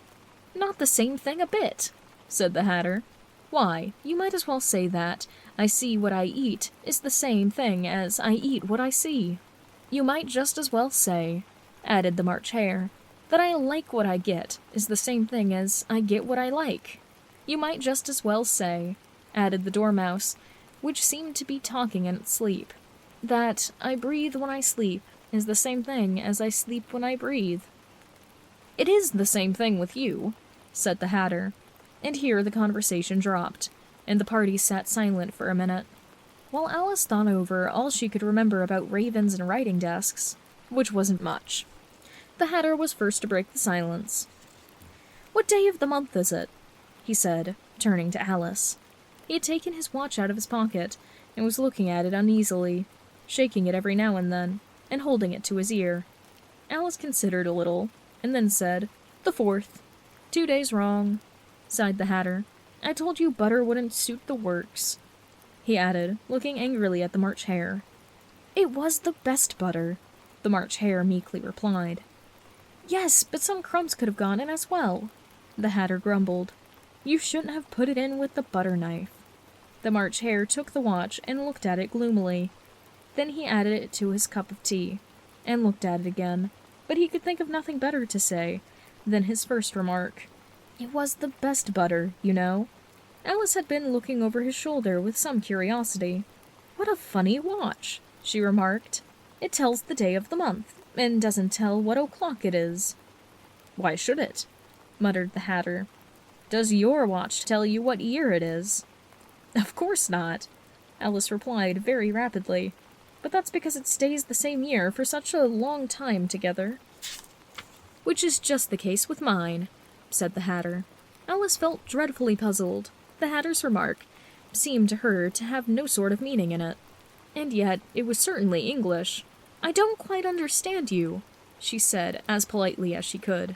"The Dormouse is asleep again," said the Hatter, and he poured a little hot tea upon its nose. The Dormouse shook its head impatiently, and said, without opening its eyes, of course, just what I was going to remark myself." "Have you guessed the riddle yet?" the Hatter said, turning to Alice again. "No, I give it up," Alice replied. "What is the answer?" "I haven't the slightest idea," said the Hatter. "Nor I," said the March Hare. Alice sighed wearily. "I think you might do something better with the time," Alice said, "than wasting it on asking riddles that have no answers. If you knew time as well as I do," said the Hatter, "you wouldn't talk about wasting it. It's him." "I don't know what you mean," said Alice. "Of course you don't," the Hatter said, tossing his head contemptuously. "I dare say you never even spoke to time." "Perhaps not," Alice cautiously replied, "but I know I have to beat time when I learn music." "Ah, that accounts for it," said the Hatter. "He won't stand beating. Now, if you only keep on good terms with him, he'll do almost anything you like with the clock. For instance, suppose it were 9 o'clock in the morning, just time to begin lessons. You'd only have to whisper a hint to time, and round goes the clock in a twinkling. 1:30, time for dinner." "I only wish it was," the March Hare said to itself in a whisper. "That would be grand, certainly," said Alice thoughtfully. "But then I shouldn't be hungry for it, you know." "Not at first, perhaps," said the Hatter. "But you could keep it 1:30 as long as you liked." "Is that the way you manage?" Alice asked. The Hatter shook his head mournfully. "Not I," he replied. "We quarreled last March, just before he went mad, you know." He pointed with his teaspoon at the March Hare. "It was at the great concert given by the Queen of Hearts. I had to sing, 'Twinkle, twinkle, little bat, how I wonder where you're at.' You know the song, perhaps?" "I've heard something like that," said Alice. "It goes on, you know," the Hatter continued, "in this way. Up upon the world you fly, like a tea tray in the sky. Twinkle, twinkle." Here the Dormouse shook itself and began to sing in its sleep. "Twinkle, twinkle, twinkle, twinkle," and went on so long that they had to pinch it to make it stop. "Well, I'd hardly finished the first verse," said the Hatter, when the Queen bawled out, "He's murdering the time! Off with his head!" "How dreadfully savage!" exclaimed Alice. And ever since that, the Hatter went on, in a mournful tone, "He won't do a thing I ask. It's always 6 o'clock now." A bright idea came to Alice's head. "Is that the reason so many tea things are put out here?" she asked. "Yes, that is it," said the Hatter with a sigh. "It's always tea time, and we've no time to wash things between whiles." "Then you keep moving around, I suppose?" said Alice. "Exactly so," said the Hatter, "as the things get used up." "But what happens when you come to the beginning again?" Alice ventured to ask. "Suppose we change the subject," the March Hare interrupted, yawning. "I'm getting tired of this. I vote the young lady tells us a story." "I'm afraid I don't know one," said Alice, rather alarmed at the proposal. "Then the Dormouse shall," they both cried. "Wake up, Dormouse!" And they pinched it on both sides at once. The Dormouse slowly opened its eyes. "I wasn't asleep," it said, in a hoarse, feeble voice. "I heard every word you fellows were saying." "Tell us a story," said the March Hare. "Yes, please do," pleaded Alice.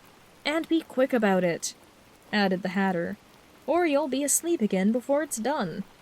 "Once upon a time there were 3 little sisters," the Dormouse began, in a great hurry, "and their names were Alice, Lacey, and Tilly, and they lived at the bottom of a well." "What did they live on?" said Alice, who always took a great interest in questions of eating and drinking. "They lived on treacle," said the Dormouse, after thinking a minute or two. "They couldn't have done that, you know," Alice gently remarked. "They'd have been ill." "So they were," said the Dormouse. "Very ill." Alice tried a little to fancy herself what such an extraordinary way of living would be like, but it puzzled her too much, so she went on. "But why did they live at the bottom of a well?" "Take some more tea," the March Hare said to Alice, very earnestly. "I've had nothing yet," Alice replied in an offended tone, "so I can't take more." "You mean you can't take less," said the Hatter. "It's very easy to take more than nothing." "Nobody asked your opinion," said Alice. "Who's making personal remarks now?" the Hatter asked triumphantly. Alice did not quite know what to say to this, so she helped herself to some tea and bread and butter, and then turned to the Dormouse, and repeated her question. Why did they live at the bottom of a well? The Dormouse again took a minute or two to think about it, and then said, "It was a treacle well." "There's no such thing!" Alice was beginning very angrily, but the Hatter and March Hare went, "Shh, shh," and the Dormouse sulkily remarked, "If you can't be civil, you'd better finish the story for yourself." "No, please go on," Alice said very humbly. "I won't interrupt you again. I dare say there may be one." "One indeed," said the Dormouse indignantly. However, he consented to go on. "And so, these 3 little sisters, they were learning to draw, you know." "What did they draw?" said Alice, quite forgetting her promise. "Treacle," said the Dormouse, without considering it at all this time. "I want a clean cup," interrupted the Hatter. "Let's all move one place on." He moved up as he spoke, and the Dormouse followed him. The March Hare took the Dormouse's place, and Alice, rather unwillingly, took the place of the March Hare. The Hatter was the only one who got any advantage from this change, and Alice was a good deal worse off than before, as the March Hare had just upset a milk jug into his plate. Alice did not wish to offend the Dormouse again, so she began very cautiously, "But I don't understand. Where did they draw the treacle from?" "You can draw water out of a water well," said the Hatter, "so you should think you can draw a treacle out of a treacle well. Eh? Stupid?" "But they were in the well," Alice said to the Dormouse, not choosing to notice this last remark. "Of course they were," said the Dormouse. "Well in." This answer so confused Alice that she let the Dormouse go on for some time without interrupting it. "They were learning to draw," the Dormouse went on, yawning and rubbing its eyes, for it was getting very sleepy, "and they drew all manner of things. Everything that begins with an M." "Why an M?" said Alice. "Why not?" said the March Hare. Alice was silent. The Dormouse had closed its eyes by this time, and was going off into a doze, but on being pinched by the Hatter, it woke up again with a little shriek and went on. "That begins with an M, such as mousetraps, and the moon, and memory, and muchness. You know you say things are much of a muchness. Did you ever see such a thing as a drawing of a muchness?" "Really, now you ask me," said Alice, very confused. "I don't think—" "Then you shouldn't talk," said the Hatter. This piece of rudeness was much more than Alice could bear. She got up in great disgust, and walked off. The Dormouse fell asleep instantly, and neither of the others took the least notice of her going, though she looked back once or twice, half hoping they would call after her. The last time she saw them, they were trying to put the Dormouse into the teapot. At any rate, "I'll never go there again," said Alice, as she picked her way through the woods. "It's the stupidest tea party I ever was at in my life." Just as she said this, she noticed one of the trees had a door leading right into it. "That's very curious," she thought. "But everything's curious today. I think I might as well go in at once." And in she went. Once more she found herself in the long hall, and close to the little glass table. "Now I'll manage better this time," she said to herself, and began by taking the little golden key and unlocking the door that led into the garden. Then she set to work nibbling at the mushroom. She had kept a piece of it in her pocket, till she was about a foot high. Then she walked down the little passage, and then she found herself at last in the beautiful garden, among the bright flower beds and the cool fountains. Chapter 8. The Queen's Croquet Ground. A large rose tree stood near the entrance of the garden. The roses growing on it were white, but there were 3 gardeners at it, busily painting them red. Alice thought this a very curious thing, and she went nearer to watch them, and, just as she came up to them, she heard one of them say, "Look now, 5. Don't go splashing paint over me like that." "I couldn't help it," said 5 in a sulky tone. 7 jogged my elbow, on which 7 looked up and said, "That's right, 5. Always lay the blame on others." "You'd better not talk," said 5. "I heard the Queen say only yesterday you deserved to be beheaded." "What for?" said the one who had spoken first. "That's none of your business, too," said 7. "Yes, it is his business," said 5, "and I'll tell him. It was for bringing the cook tulip roots instead of onions."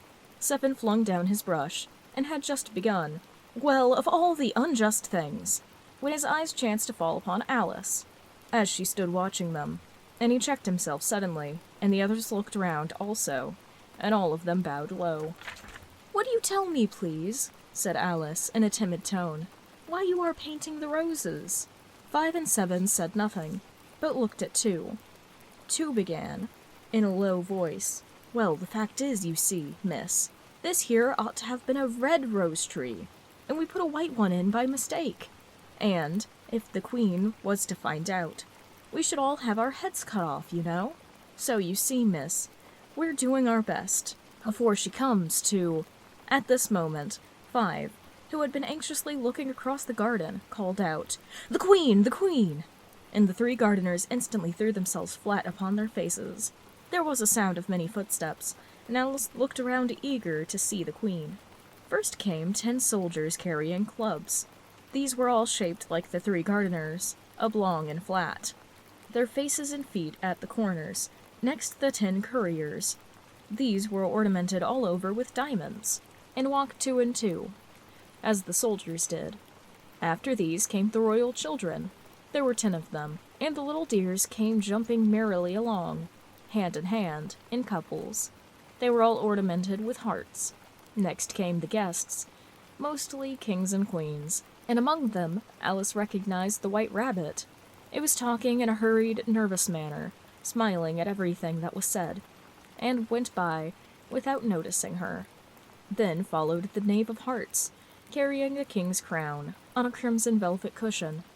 And, last of all this grand procession, came the King and the Queen of Hearts. Alice was rather doubtful whether she ought not to lie down on her face like the 3 gardeners, but she could not remember ever having heard such a rule at processions. And besides, what would be the use of a procession, thought she, if people had to lay down on their faces so that they couldn't be seen? So she stood where she was and waited. When the procession came opposite to Alice, they all stopped and looked at her, and the Queen said severely, "Who is this?"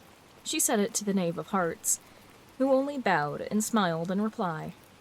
"Idiot," said the Queen, tossing her head impatiently, and turning to Alice, she went, "What is your name, child?"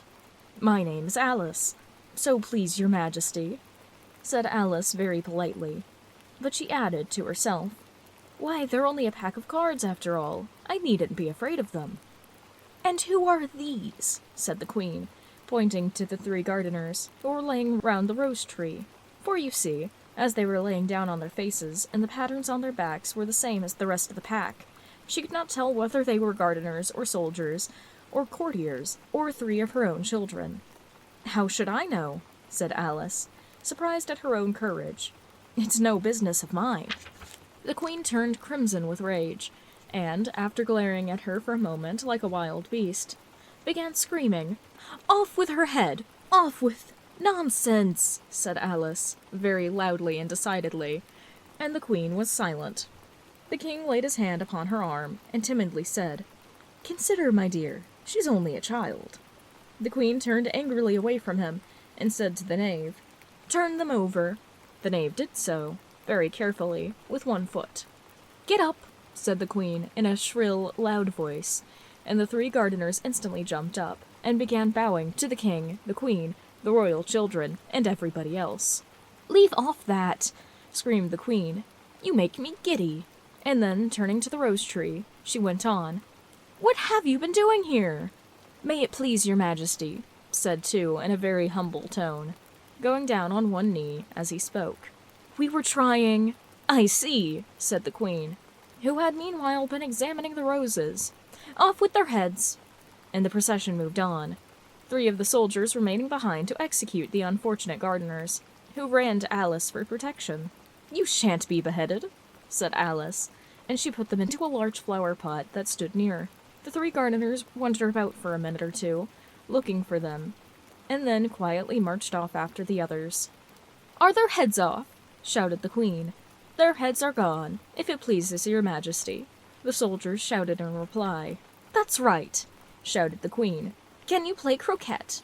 The gardeners were silent, and looked at Alice, as the question was evidently meant for her. "Yes," shouted Alice. "Come on, then," roared the queen, and Alice joined the procession, wondering very much what would happen next. It's a very fine day," said a timid voice at her side. She was walking by the White Rabbit, who kept peeping anxiously into her face. "Very," said Alice. "Where's the Duchess?" "Hush, hush," said the rabbit in a low, hurried tone. He looked anxiously over his shoulder as he spoke, and then raised himself upon tiptoe, put his mouth close to her ear, and whispered, "She's under sentence of execution." "What for?" said Alice. "Did you say, 'What a pity'?" the rabbit asked. "No, I didn't," said Alice. "I don't think it's at all a pity. I said, 'What for?'" "She boxed the queen's ears," the rabbit began. Alice gave a little scream of laughter. "Oh, hush!" the rabbit whispered in a frightened tone. "The queen will hear you. You see, she came rather late, and the queen said—" "Get to your places!" shouted the queen, in a voice of thunder, and people began running about in all directions, tumbling up against each other. However, they got settled down in a minute or 2, and the game began. Alice thought she had never seen such a curious croquet ground in her life. It was all ridges and furrows. The croquet balls were living hedgehogs, and the mallets living flamingos, and the soldiers had to double themselves up and stand on their hands and feet to make the arches. The chief difficulty Alice found at first was in managing her flamingo. She succeeded in getting its body tucked away, comfortably enough, under her arm, with its legs hanging down. But generally, just as she had gotten its neck nicely straightened out, and was going to give the hedgehog a blow with its head, it would twist itself round and look up in her face, with such a puzzled expression that she could not help bursting out laughing. And when she had gotten its head down, and was going to begin again, it was very provoking to find that the hedgehog had unrolled itself and was in the act of crawling away. Besides all this, there was generally a ridge or a furrow in the way wherever she wanted to send the hedgehog to. And, as the doubled-up soldiers were always getting up and walking off to other parts of the ground, Alice soon came to the conclusion that it was a very difficult game indeed. The players all played at once, without waiting for turns, quarreling all the while, and fighting for the hedgehogs. And in a very short time, the queen was in a furious passion, and went stamping around and shouting, "Off with his head!" or "Off with her head!" about once a minute. Alice began to feel very uneasy, to be sure. She had not as yet had any dispute with the queen, but she knew that it might happen any minute. And then, thought she, what will become of me? They're dreadfully fond of beheading people here. The great wonder is that there's anyone left alive. She was looking about for some way of escape, and wondering whether she could get away without being seen, when she noticed a curious appearance in the air. It puzzled her very much at first, but after watching it a minute or two, she made it out to be a grin, and she said to herself, "It's the Cheshire Cat. Now I shall have somebody to talk to." "How are you getting on?" said the cat, as soon as there was mouth enough for it to speak. Alice waited till the eyes appeared, and then nodded. "It's no use speaking to it," thought Alice, "till its ears have come in. Or at least one of them." In another minute, the whole head appeared, and then Alice put down her flamingo and began an account of the game, feeling very glad she had someone to listen to her. The cat seemed to think that there was enough of it now in sight, and no more of it appeared. "I don't think they play fairly at all," Alice began, in a rather complaining tone. "And they all quarrel so dreadfully one can't hear oneself speak. And they don't seem to have any rules in particular. At least, if there are any, nobody attends to them. And you've no idea how confusing it is, all the things being alive. For instance, there's the arch I've got to go through next, walking about at the other end of the ground. And I should have croqueted the Queen's hedgehog just now, only it ran away when it saw mine coming." "How do you like the Queen?" said the cat in a low voice. "Not at all," said Alice. "She's so extreme." Just then she noticed that the Queen was close behind her, listening, so she went on, "Likely to win. That it's hardly worthwhile finishing the game." The Queen smiled, and passed on. "Who are you talking to?" said the King, coming up to Alice, and looking at the cat's head with great curiosity. "It's a friend of mine, a Cheshire Cat," said Alice.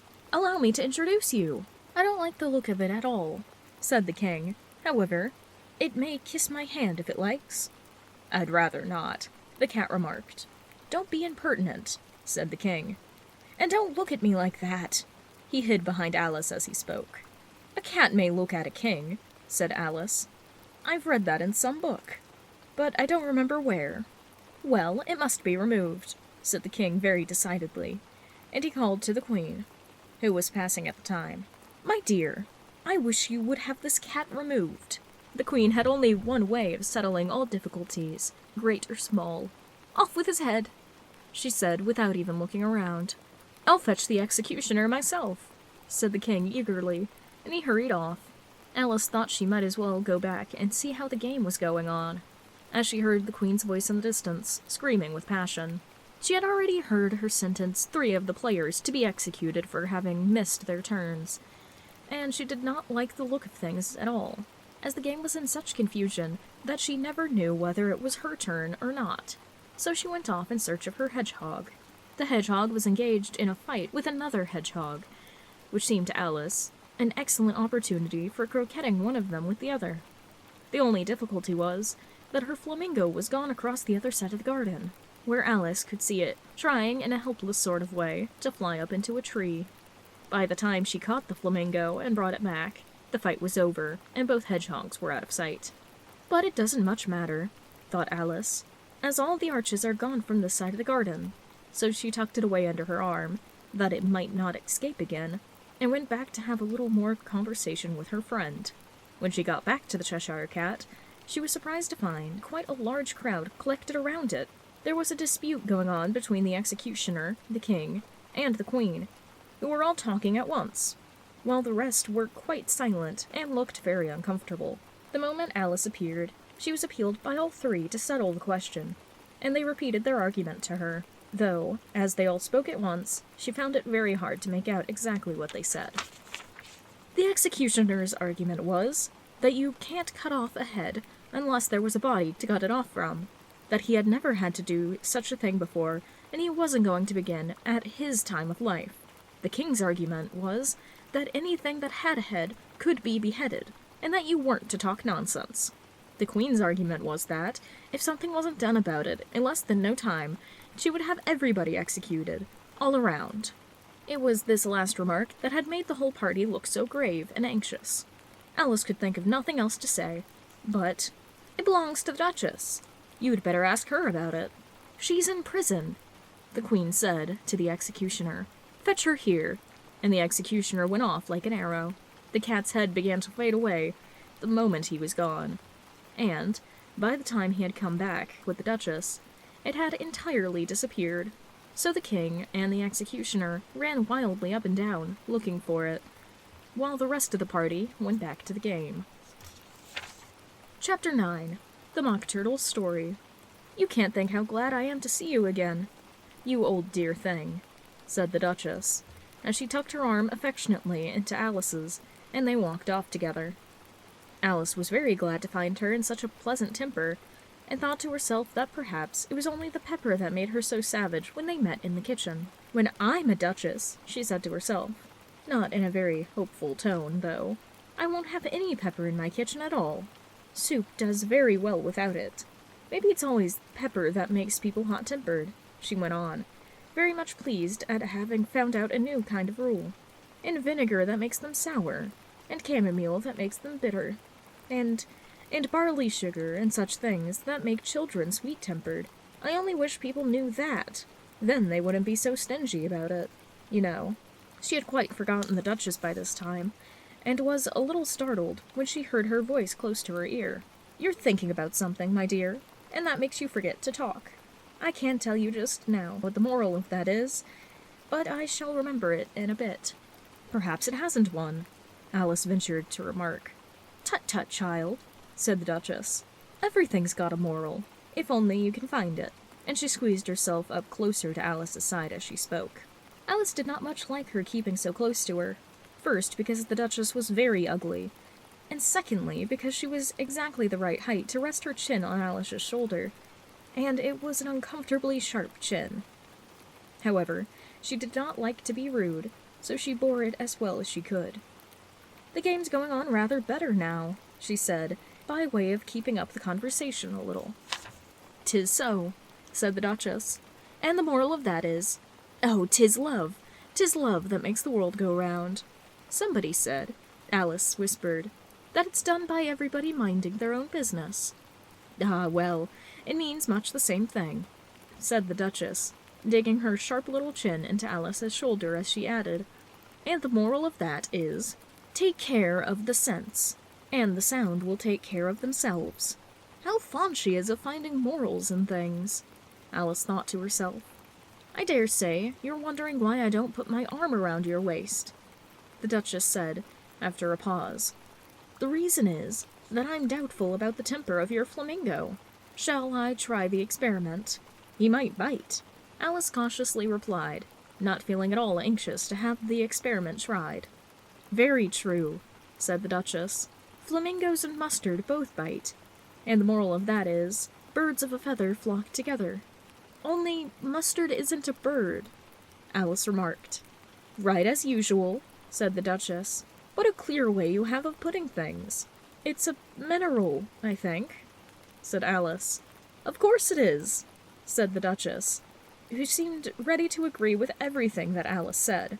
"There's a great large mustard machine near here, and the moral of that is, the more there is of mine, the less there is of yours." "Oh, I know!" exclaimed Alice, who had not attended to this very last remark. "It's a vegetable! It doesn't look like one, but it is." "I quite agree with you," said the Duchess. "And the moral of that is, be what you would seem to be. Or, if you'd like to put it more simply, never imagine yourself not to be otherwise than what it might appear to others that what you are, or might have been, was not otherwise than what you have been would have appeared to them to be." "I think I should understand that better," Alice said very politely, "if I had it written down, but I can't quite follow it as you say it." "There's nothing to what I could say if I chose," the Duchess replied in a pleased tone. "Pray, don't trouble yourself to say it any longer than that," said Alice. "Oh, don't talk about trouble," said the Duchess. "I make you a present of everything I've said yet."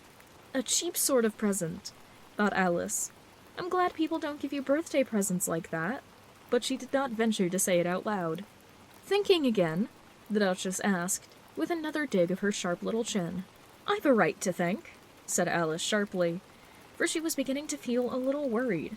"Just about as much right," said the Duchess, "as pigs have to fly, and the more—" But here, to Alice's great surprise, the Duchess's voice died away, even in the middle of her favorite word, moral, and the arm that was linked with hers began to tremble.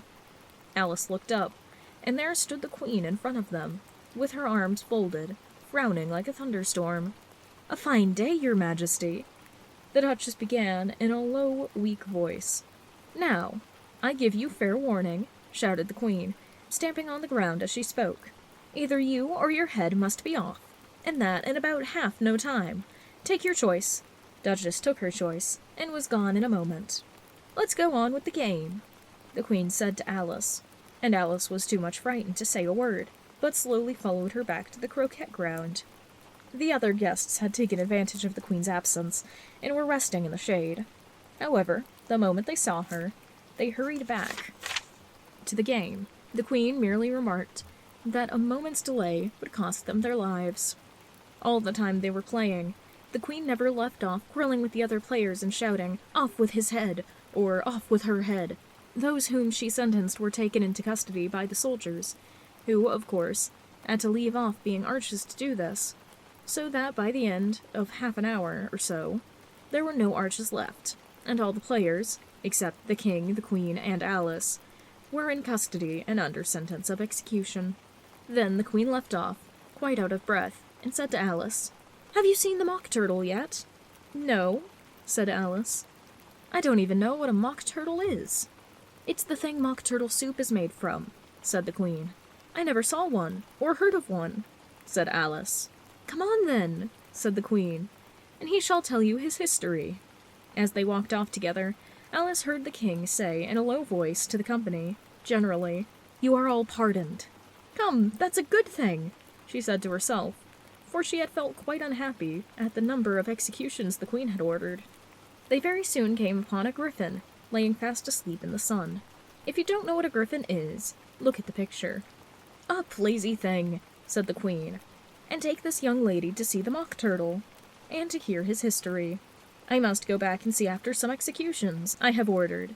And she walked off, leaving Alice alone with the griffin. Alice did not quite like the look of the creature, but on whole, she thought it would be quite as safe to stay with it as to go back to the Savage Queen.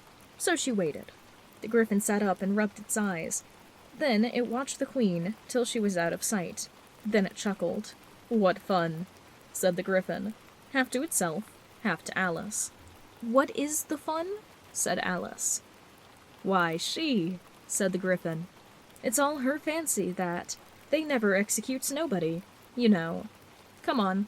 "Everybody says, 'Come on' here," thought Alice, as she went slowly after it. "I've never been so ordered about before in my life. Never." They had not gone far before they saw the mock turtle in the distance, sitting sad and lonely in a little ledge of rock, and as they came near, Alice could hear him sighing, as if his heart would break, and she pitied him deeply. "What is his sorrow?" she asked the griffin, and the griffin answered, very nearly in the same words as before, "It's all his fancy, that. He hasn't got no sorrow, you know. Come on." So they went up to the mock turtle, who looked at them with large eyes full of tears, and said nothing. "This here young lady," said the griffin, "she wants to know your history, she do." "I'll tell it her," said the mock turtle in a deep, hollow tone. "Sit down, both of you, and don't speak a word till I've finished." So they sat down, and nobody spoke for minutes. Alice thought to herself, "I don't see how he can ever finish, if he doesn't begin." But she waited patiently. "Once," said the mock turtle, at last, with a very deep sigh, "I was a real turtle." These words were followed by a very long silence, broken only by the occasional exclamation of "Ugh!" from the griffin, and the constant heavy sobbing of the mock turtle. Alice was very nearly getting up and saying, "Thank you, sirs, for your interesting story," but she could not help thinking that there must be more to come, so she sat still and said nothing. "When I were little," the mock turtle went on at last, more calmly, though still sobbing a little now and then, "we went to a school in the sea.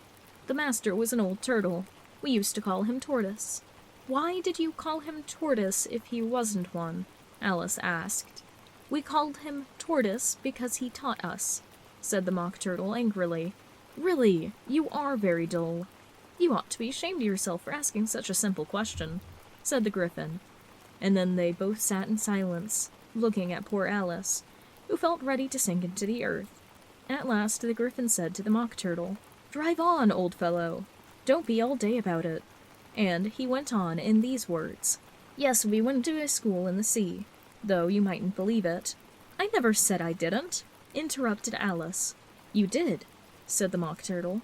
"Hold your tongue," added the Griffin, before Alice could speak again. The Mock Turtle went on. "We had the best of educations. In fact, we went to school every day." "I've been to a day school, too," said Alice. "You needn't be so proud of that." "With extras?" said the Mock Turtle, a little anxiously. "Yes," said Alice. "We learned French and music." "And washing?" said the Mock Turtle. "Certainly not," said Alice indignantly. "Well, then yours wasn't a really good school," said the Mock Turtle, in a tone of great relief. Now, at ours, they had, at the end of the bill, French, music, and washing, extra. "You can't have wanted it much," said Alice, "living at the bottom of the sea. I couldn't afford to learn it," said the Mock Turtle with a sigh. "I only took the regular course." "What was that?" inquired Alice. "Reeling and writhing, of course, to begin with," the Mock Turtle replied. "And then the different branches of arithmetic, ambition, detraction, uglification, and derision." "I've never heard of uglification," Alice ventured to say. "What is it?" The Griffin lifted up both its paws in surprise. "Never heard of uglification!" it exclaimed. "You know what to beautify is, I suppose?" "Yes," said Alice doubtfully. "It means to make anything prettier." "Well then," the Griffin went on, "if you don't know what to uglify is, you are a simpleton." Alice did not feel encouraged to ask any more questions about it, so she turned to the Mock Turtle and said, "What else had you to learn?" "Well, there was mystery," the Mock Turtle replied, counting off the subjects on his flippers. "Mystery, ancient and modern, with seography. Then drawling. The drawling master was an old conger eel that used to come once a week. He taught us drawing, stretching, and fainting in coils." "What was that like?" said Alice. "Well, I can't show you it myself," the Mock Turtle said. "I'm too stiff, and the Griffin never learned it." "Hadn't time," said the Griffin. "I went to the classical master, though. He was an old crab, he was." "I never went to him," the Mock Turtle said with a sigh. "He taught laughing and grief, they used to say." "So he did, so he did," sighing in his turn. And both creatures hid their faces in their paws. "And how many hours a day did you do lessons?" said Alice in a hurry to change the subject. 10 hours the first day," said the Mock Turtle. 9 the next, and so on. "What a curious plan!" exclaimed Alice. "That's the reason they're called lessons," the Griffin remarked, "because they lessen from day to day." This was quite a new idea to Alice, and she thought it over a little before she made her next remark. "Then the 11th day must have been a holiday?" "Of course it was," said the Mock Turtle. "And how did you manage on the 12th?" Alice went on eagerly. "That's enough about lessons," the Griffin interrupted in a very decided tone. "Tell her something about the games now." Chapter 10. The Lobster Quadrille. The Mock Turtle sighed deeply and drew back one flipper across his eyes. He looked at Alice and tried to speak, but for a minute or two sobs choked his voice. "Same as if he had a bone in his throat," said the Griffin, and it set to work shaking him and punching him in the back. At last the Mock Turtle recovered his voice, and with tears running down his cheeks, he went on again. "You may not have lived much under the sea." "I haven't," said Alice. "And perhaps you were never even introduced to a lobster." Alice began to say, "I once tasted," but checked herself hastily, and said, "No, never." "So you can have no idea what a delightful thing a lobster quadrille is." "No, indeed," said Alice. "What sort of dance is it?" "Why," said the Griffin, "you first form into a line along the seashore." "2 lines," cried the Mock Turtle. "Seals, turtles, salmon, and so on. Then, when you've cleared all the jellyfish out of the way—" "That generally takes some time," interrupted the Griffin. "You would advance twice." "Each with a lobster as a partner," cried the Griffin. "Of course," the Mock Turtle said. Advance twice, set to partners. Change lobsters and retire to the same order, continued the Griffin. Then, you know, the Mock Turtle went on, you throw the lobsters, shouted the Griffin, with a bound into the air, as far out to sea as you can. Swim after them, screamed the Griffin. Turn a somersault in the sea, cried the Mock Turtle, capering wildly about. Change lobsters again, yelled the Griffin at the top of its voice. Back to the land again, and that's all the first figure, said the Mock Turtle, suddenly dropping his voice. And the two creatures, who had been jumping about like mad things all the time, sat down again, very sadly and quietly, and looked at Alice. It must be a very pretty dance, said Alice timidly. Would you like to see a little of it? Said the Mock Turtle. Very much indeed, said Alice. Come, let's try the first figure, said the Mock Turtle to the Griffin. We can do it without lobsters, you know. Which shall sing? Oh, you sing, said the Griffin. I've forgotten the words. So they began solemnly dancing round and round Alice, every now and then treading on her toes when they passed too close, and waving their forepaws to mark the time. When the Mock Turtle sang this, very slowly and sadly. Will you walk a little faster, said a whiting to a snail. There's a porpoise close behind us, and he's treading on my tail. See how eagerly the lobster and the turtles all advance. They are all waiting on the shingle. Will you come and join the dance? Will you, won't you, will you, won't you, will you join the dance? Will you, won't you, will you, won't you join the dance? You can't really have no notion how delightful it will be when they take us up and throw us, with the lobsters out to sea. But the snail replied, too far, and gave a look askance.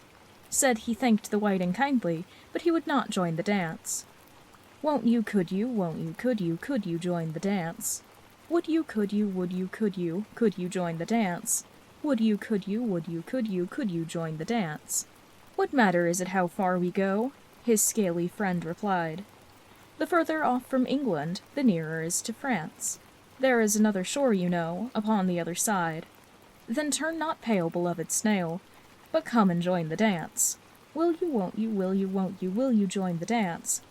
Will you, won't you, will you, won't you, will you join the dance? Thank you. It's a very interesting dance to watch, said Alice, feeling very glad that it was over at last. And I do so like that curious song about the whiting. Oh, as to the whiting, said the Mock Turtle. You've seen them, of course. Yes, said Alice. I've often seen them at She checked herself hastily. I don't know where Din may be, said the Mock Turtle. But if you've seen them so often, of course you know what they're like. I believe so, Alice replied thoughtfully. They have their tails in their mouths, and they're all over crumbs. You're wrong about the crumbs, said the Mock Turtle. Crumbs would all wash off in the sea, but they have their tails in their mouths, and the reason is— Here the Mock Turtle yawned and shut his eyes. Tell her the reason and all that, he said to the Griffin. The reason is, said the Griffin, that they would go with the lobsters to the dance. So they've got thrown out to sea. So they had to fall a long way. So they got their tails in their mouths. So they couldn't get them out again. That's all. Thank you, said Alice. It's very interesting. I never knew so much about a whiting before. I can tell you more than that if you like, said the Griffin. Do you know why it's called a whiting? I never thought about it, said Alice. Why? It does the boots and shoes, the Griffin replied very solemnly. Alice was thoroughly puzzled. Does the boots and shoes? She repeated in a wondering tone. Why, what are your shoes done with? Said the Griffin. I mean, what makes them so shiny? Alice looked down at them and considered a little before she gave her answer. They're done with blacking, I believe. Boots and shoes under the sea, the Griffin went on in a deep voice, are done with whiting. Now you know. And what are they made of? Alice asked in a tone of great curiosity.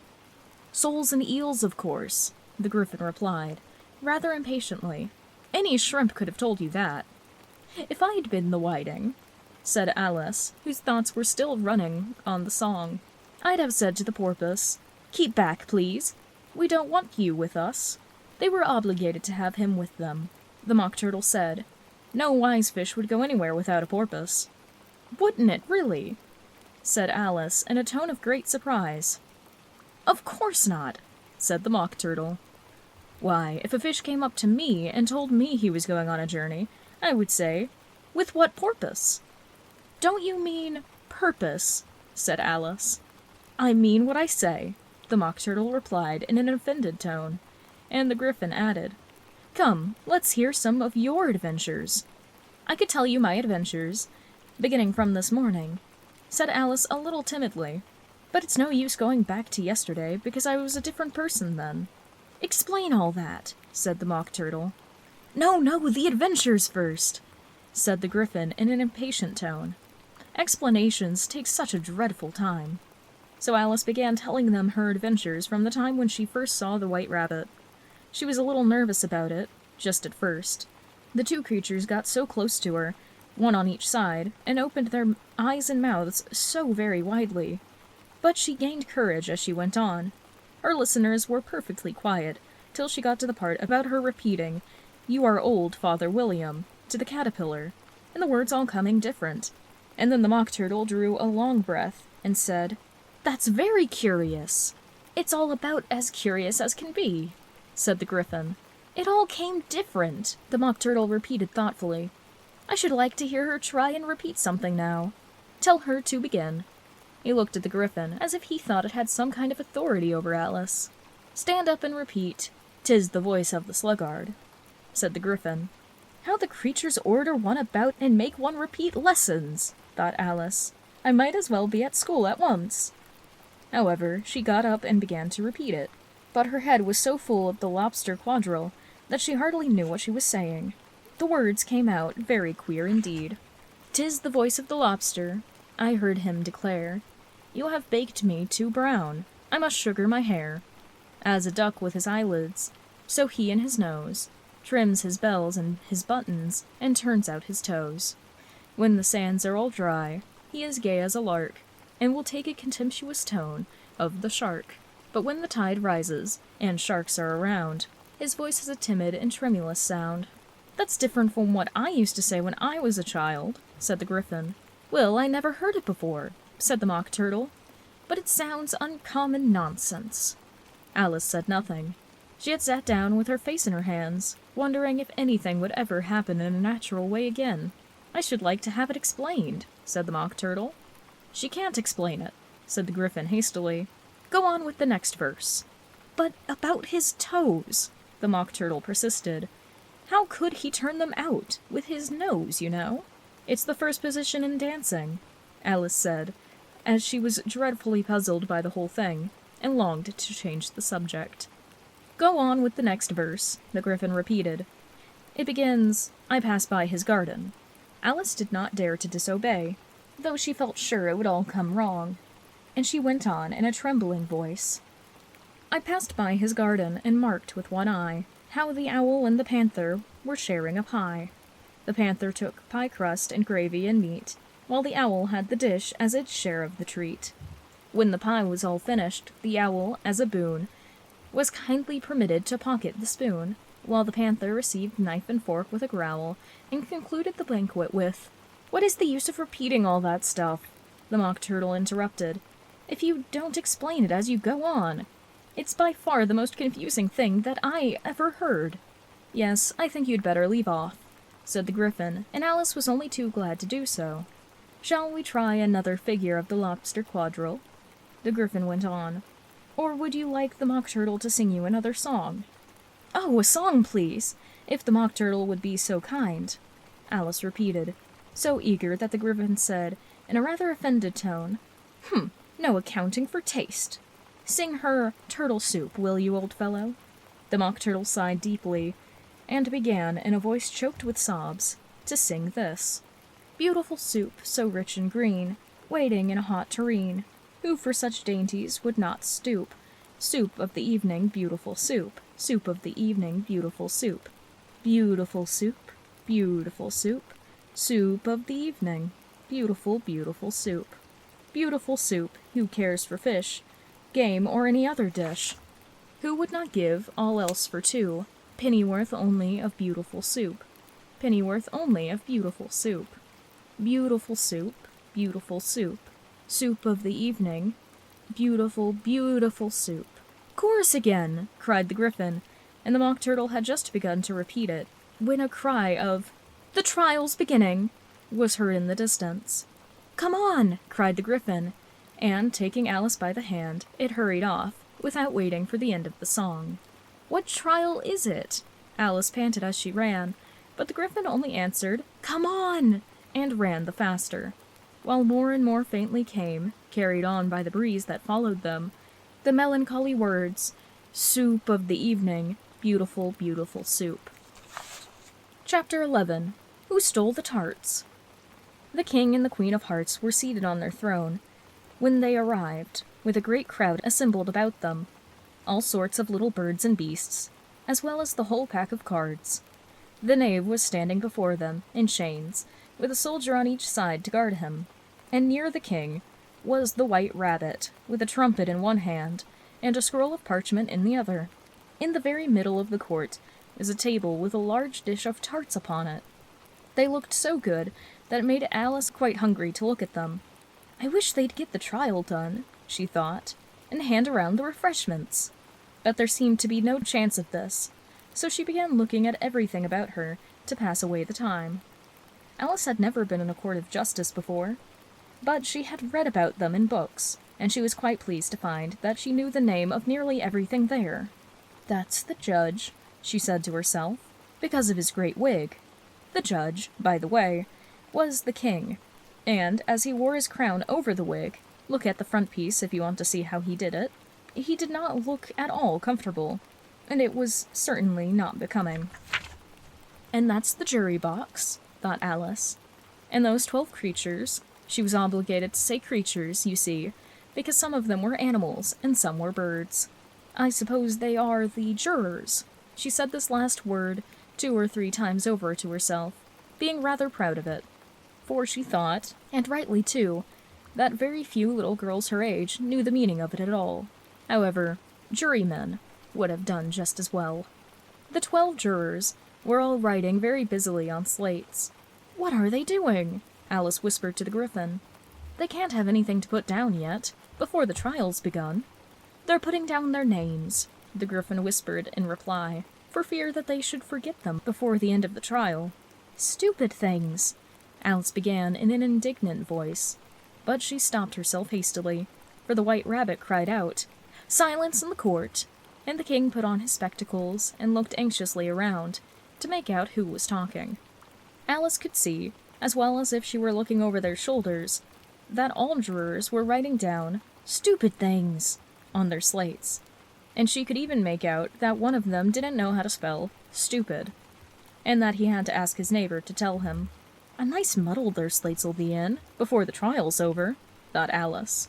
One of the jurors had a pencil that squeaked. This, of course, Alice could not stand, and she went round the court and got behind him, and very soon found an opportunity of taking it away.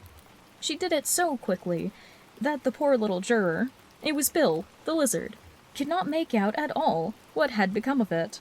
So, after hunting all about for it, he was obligated to write with one finger for the rest of the day, and this was of very little use, as it left no mark on the slate.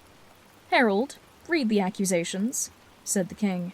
On this, the White Rabbit blew 3 blasts on the trumpet, and unrolled the parchment scroll, and read as follows. "The Queen of Hearts, she made some tarts, all on a summer's day. The Knave of Hearts, he stole those tarts, and took them quite away. Consider your verdict," the king said to the jury. "Not yet, not yet," the rabbit hastily interrupted. "There's a great deal to come before that." "Call the first witness," said the king, and the White Rabbit blew 3 blasts on the trumpet, and called out, "First witness!" The first witness was the Hatter. He came in with a teacup in one hand, and a piece of bread and butter in the other. "I beg your pardon, your majesty," he began, "for bringing these in, but I hadn't quite finished my tea when I was sent for." "You ought to have finished," said the king. "When did you begin?" The Hatter looked at the March Hare, who had followed him in the court, arm in arm with the Dormouse. 14th of March, I think it was, he said. 15th, said the March Hare. 16th, said the Dormouse. Write that down, the king said to the jury, and the jury eagerly wrote down all 3 dates on their slates, and then added them up, and reduced the answer to shillings and pence. Take off your hat, the king said to the Hatter. It isn't mine, said the Hatter. Stolen! The king exclaimed, turning to the jury, who instantly made memorandum of the fact. I keep them to sell, the Hatter added as an explanation. I've none of my own. I am a Hatter. Here the queen put on her spectacles and began staring hard at the Hatter, who turned pale and fidgeted. Give your evidence, said the king, and don't be nervous, or I'll have you executed on the spot. This did not seem to encourage the witness at all, and he kept shuffling from one foot to the other, looking uneasily at the queen, and, in his confusion, he bit a large piece out of his teacup instead of the bread and butter. Just at this moment, Alice felt a curious sensation, which puzzled her a good deal, until she made out what it was. She was beginning to grow larger again, and she thought at first she would get up and leave the court. But, on second thought, she decided to remain where she was as long as there was room for her. I wish you wouldn't squeeze so, said the Dormouse, who was sitting next to her. I can hardly breathe. I can't help it, said Alice very meekly. I'm growing. You've no right to grow here, said the Dormouse. Don't talk nonsense, said Alice more boldly. You know you're growing too. Yes, but I grow at a reasonable pace, said the Dormouse. Not in that ridiculous fashion. And he got up, very sulkily, and crossed over to the other side of the court. All this time, the queen had never set off staring at the Hatter, and, just as the Dormouse crossed the court, she said to one of the officers of the court, Bring me a list of the singers in the last concert, on which the wretched Hatter trembled so that he took off both his shoes. Give your evidence, the king repeated angrily, or I'll have you executed, whether you are nervous or not. I'm a poor man, your majesty, the Hatter began in a trembling voice, and I hadn't begun my tea, not above a week or so. And what with the bread and butter getting so thin, and the twinkling of the tea— The twinkling of the what? Said the king. It began with the tea, the Hatter replied. Of course twinkling begins with a T, said the king sharply. Do you take me for a dunce? Go on. I am a poor man, the Hatter went on, and most things twinkle after that. Only the March Hare said— I didn't, the March Hare interrupted in a great hurry. You did, said the Hatter. I deny it, said the March Hare. He denies it, said the king. Leave out that part. Well, at any rate, the Dormouse said, the Hatter went on, looking anxiously round to see if he would deny it too, but the Dormouse denied nothing, being fast asleep. After that, continued the Hatter, I cut some more bread and butter. What did the Dormouse say? One of the jury asked. That I can't remember, said the Hatter. You must remember, remarked the king, or I'll have you executed. The miserable Hatter dropped his teacup and bread and butter, and went down on one knee. I'm a poor man, your majesty, he began. You are a very poor speaker, said the king.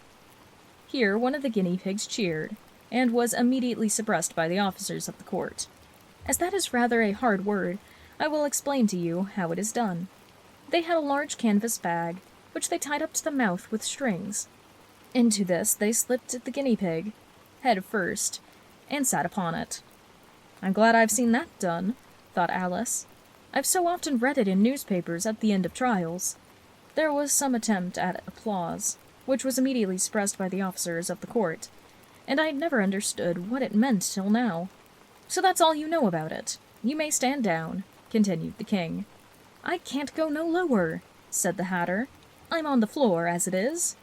Then you may sit down, the king replied. Here, the other guinea pig cheered, and was suppressed. Come, that finishes the guinea pigs, thought Alice. Now we shall get on better. I'd rather finish my tea, said the Hatter, with an anxious look at the queen, who was reading the list of singers. You may go on, said the king, and the Hatter hurriedly left the court, without even waiting to put his shoes on. "And just take his head off outside," the Queen added to one of the officers, but the Hatter was out of sight before the officers could get to the door. "Call the next witness," said the King. The next witness was the Duchess's cook. She carried the pepper box in her hand, and Alice guessed who it was even before she got to the court, by the way the people near the door began sneezing all at once. "Give your evidence," said the King. "Shan't," said the cook. The King looked anxiously at the White Rabbit, who said in a low voice, "Your Majesty must cross-examine this witness." "Well, if I must, I must," the King said, with a melancholy air. And, after folding his arms and frowning at the cook till his eyes were nearly out of sight, he said, in a deep voice, "What are tarts made of?" "Pepper, mostly," said the cook. "Treacle," said a sleepy voice behind her. "Collar that dormouse!" the Queen shrieked out. "Behead that dormouse! Turn that dormouse out of court! Suppress him! Pinch him! Off with his whiskers!" For some minutes the whole court was in confusion, getting the dormouse turned out, and, by the time they had settled down again, the cook had disappeared. "Never mind," said the King, with an air of great relief. "Call the next witness." And he added, in an undertone to the Queen, "Really, my dear, you must cross-examine the next witness. It quite makes my forehead ache." Alice watched the White Rabbit as he fumbled over the list, and feeling very curious to see what the next witness would be like, "For they haven't got much evidence yet," she said to herself. Imagine her surprise when the White Rabbit read out, at the top of his shrill little voice, the name. "Alice!" Chapter 12. Alice's Evidence. "Here!" cried Alice, quite forgetting, in the fury of the moment, how large she had gotten in the last few minutes. And she jumped up in such a hurry that she tripped over the jury box with the edge of her skirt, upsetting all the jurymen onto the heads of the crowd below, and there they lay sprawled out, reminding her very much of a globe of goldfish she had accidentally upset the week before. "Oh, I beg your pardon!" she exclaimed in a tone of great dismay, and began picking them up again as quickly as she could, for the accident with the goldfish kept running in her head, and she had a vague sort of idea that they must be collected at once and put back in the jury box, or they would all die. "The trial cannot proceed," said the King in a very grave voice, "until all the jurymen are back in their proper places. All," he repeated, with great emphasis, looking hard at Alice as he said so. Alice looked at the jury box, and saw that, in her haste, she had put the lizard in head down, and the poor little thing was waving its tail about in a melancholy way, being quite unable to move. She soon got it out again, and put it in right. "Not that it signifies much," she said to herself. "I should think it would be quite as much use in the trial one way up as the other." As soon as the jurymen had a little recovered from the shock of being upset, and their slates and pencils had been found and handed back to them, they set to work very diligently to write out a history of the accident. All except the lizard, who seemed too much overcome to do anything but sit with its mouth open, gazing up into the roof of the court. "What do you know about this business?" the King said to Alice. "Nothing," Alice said. "Nothing whatever?" persisted the King. "Nothing whatever," said Alice. "That's very important," the King said, turning to the jury. They were just beginning to write this down on their slates, when the White Rabbit interrupted. "Unimportant, your Majesty means, of course," he said in a very respectful tone, but frowning and making faces at him as he spoke. "Unimportant, of course, I meant," the King hastily said, and went on to himself in an undertone. "Important, unimportant, unimportant, important," as if he were trying which word sounded best. Some of the jury wrote it down, important, and some unimportant. Alice could see this, as she was near enough to look over their slates. But it doesn't matter a bit, she thought to herself. At this moment, the King, who had been for some time busily writing in his notebook, called out, "Silence!" and read from his book, "Rule 42. All persons more than a mile high to leave the court." Everybody looked at Alice. "I am not a mile high," said Alice. "You are," said the King. Nearly 2 miles high, added the Queen. Well, I shan't go at any rate, said Alice. Besides, that's not a regular rule. You invented it just now. It's the oldest rule in the book, said the King. Then it ought to be number 1, said Alice. The King turned pale and shut his notebook hastily. Consider your verdict, he said to the jury in a low, trembling voice. There's more evidence to come yet, please, your Majesty, said the White Rabbit, jumping up in a great hurry. This paper has just been picked up. What is it? Said the Queen. I haven't opened it yet, said the White Rabbit. But it seems to be a letter, written by the prisoner to somebody. It must have been that, said the King, unless it was written by nobody, which isn't unusual, you know. Who is it directed to? Said one of the jurymen. It isn't directed at all, said the White Rabbit. In fact, there's nothing written on the outside. He unfolded the paper as he spoke, and added, It isn't a letter at all. It's a set of verses. Are they in the prisoner's handwriting? Asked another of the jurymen. No, they're not, said the White Rabbit, and that's the queerest thing about it. The jurymen all looked puzzled. He must have imitated someone else's hand, said the King. The jury all brightened up again. Please, your Majesty, said the knave. I didn't write it, and they can't prove that I did. There's no name signed at the end. If you didn't sign it, said the King, that only makes the matter worse. You must have meant some mischief, or else you'd have signed your name like an honest man. There was a general clapping of hands at this. It was the first really clever thing the King had said that day. That proves his guilt, of course, said the Queen. So off with... It doesn't prove anything of the sort, said Alice. Why, you don't even know what they're about. Read them, said the King. The White Rabbit put on his spectacles. Where shall I begin, please, your Majesty? He said. Begin at the beginning, the King said very gravely, and go on till you come to the end. Then stop. There was dead silence in the court, whilst the White Rabbit read out these verses. They told me you had been to her, and mentioned me to him. She gave me a good character, but said I could not swim. He sent them word I had not gone. We know it to be true.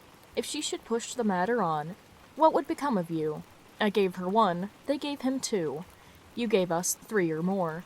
They all returned from him to you, though they were mine before.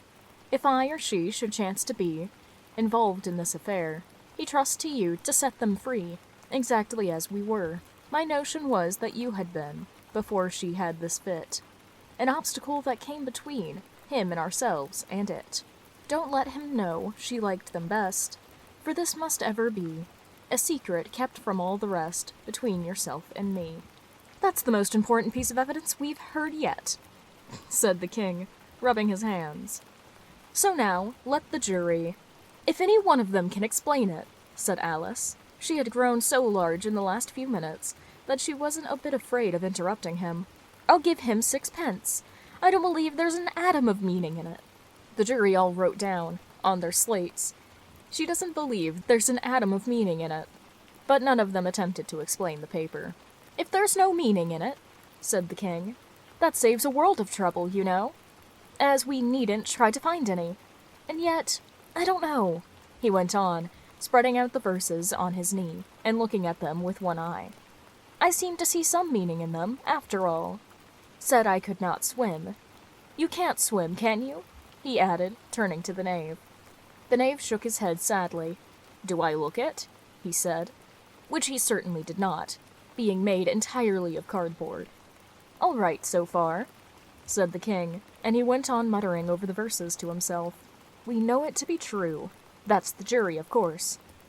If she should push the matter on, that must be the Queen. What would become of you? What indeed? I gave her 1, they gave him 2. Why, that must be what he did with the tarts, you know. But it goes on, they all returned from him to you, said Alice. Why, there they are, said the King, triumphantly, pointing to the tarts on the table. Nothing can be clearer than that. Then again, before she had this fit, you never had fits, my dear, I think, he said to the Queen. Never, said the Queen, furiously, throwing an inkstand at the lizard as she spoke. The unfortunate little bill had left off writing on his slate with one finger, as he found it made no mark. But he now hastily began using the ink that was trickling down his face, as long as it lasted. "Then the words don't fit you," said the king, looking round the court with a smile. There was dead silence. "It's a pun," the king added in an angry tone, and everybody laughed. "Let the jury consider their verdict," the king said, for about the 20th time that day. "No, no," said the queen. "Sentence first, verdict afterwards." "Stuff and nonsense," said Alice loudly. "The idea of having a sentence first." "Hold your tongue," said the queen, turning purple. "I won't," said Alice. "Off with her head," the queen shouted at the top of her voice. Nobody moved. "Who cares for you?" said Alice. She had grown to her full size by this time. "You're nothing but a pack of cards." At this, the whole pack rose up into the air and came flying down upon her. She gave a little scream, half of fright and half of anger, and tried to beat them off, and found herself laying on the bank with her head in the lap of her sister, who was gently brushing away some dead leaves that had fluttered down from the trees upon her. "Wake up, Alice dear," said her sister. "Why, what a long sleep you've had." "Oh, I've had such a curious dream," said Alice. And she told her sister, as well as she could remember them, all these strange adventures of hers that you have just been reading about. And, when she had finished, her sister kissed her, and said, "It was a curious dream, dear, certainly. But now, run to your tea, it's getting late." So Alice got up and ran off, thinking while she ran, as well as she might, what a wonderful dream it had been. But her sister sat still, just as she had left her, leaning her head on her hand, watching the setting sun and thinking of little Alice and all her wonderful adventures, till she too began dreaming after a fashion, and this was her dream. First, she dreamed about little Alice herself. Once again, the tiny hands were clasped upon her knee, and the bright, eager eyes were looking up into hers. She could hear the very tones of her voice, and see the queer little toss of her head to keep back the wandering hair that would always get into her eyes. And still, as she listened, or seemed to listen, the whole place around her became alive with the strange creatures of her little sister's dream. The long grass rustling at her feet was the white rabbit hurrying by. The frightened mouse splashed his way through the neighbor's pool. She could hear the rattle of the teacups as the March Hare and his friends shared their never-ending meal, and the shrill voice of the queen ordering off her unfortunate guests to execution. Once more the baby pig was sneezing on the Duchess's knee, while plates and dishes crashed about it. Once more the shriek of the griffin and the squeaking of the lizard's slate pencil, and the choking of the suppressed guinea pigs, filled the air, mixed up with the distant sobs of the miserable mock turtle. So she sat on, with closed eyes, and half believed herself in Wonderland, though she knew she had but to open them again, and all would change to dull reality. The grass would only be rustling in the wind, and the pool rippling to the waves of the reeds. The rattling teacups would change to the tinkling sheep bells, and the queen's shrill cries to the voice of the shepherd boy, and the sneezing of the baby, the shriek of the griffin, and all other queer noises would change, she knew, to the confused clamor of the busy farmyard, while the lowing of the cattle in the distance would take the place of the mock turtle's heavy sobs. Lastly, she pictured to herself how this same little sister of hers would, in the aftertime, be herself a grown woman, and how she would keep, through all her riper years, the simple and loving heart of her childhood, and how she would gather about her other little children, and make their eyes bright and eager with many a strange tale, perhaps with the dream of Wonderland of long ago, and how she would feel with all their simple sorrows, and find pleasure in all their simple joys, remembering her own child life, and the happy summer days. That was Alice in Wonderland. I plan to do Through the Looking Glass next, just because it's in the same book. The copy of Alice in Wonderland I have is both Alice's Adventures in Wonderland and Through the Looking Glass in one volume, so I'll be doing that next, and then I think I might do 1984, just because I have a physical copy. And to do Dr. Jekyll and Mr. Hyde, I would have to go to the library to get a physical copy, or just do the digital copy I already have. But, yeah.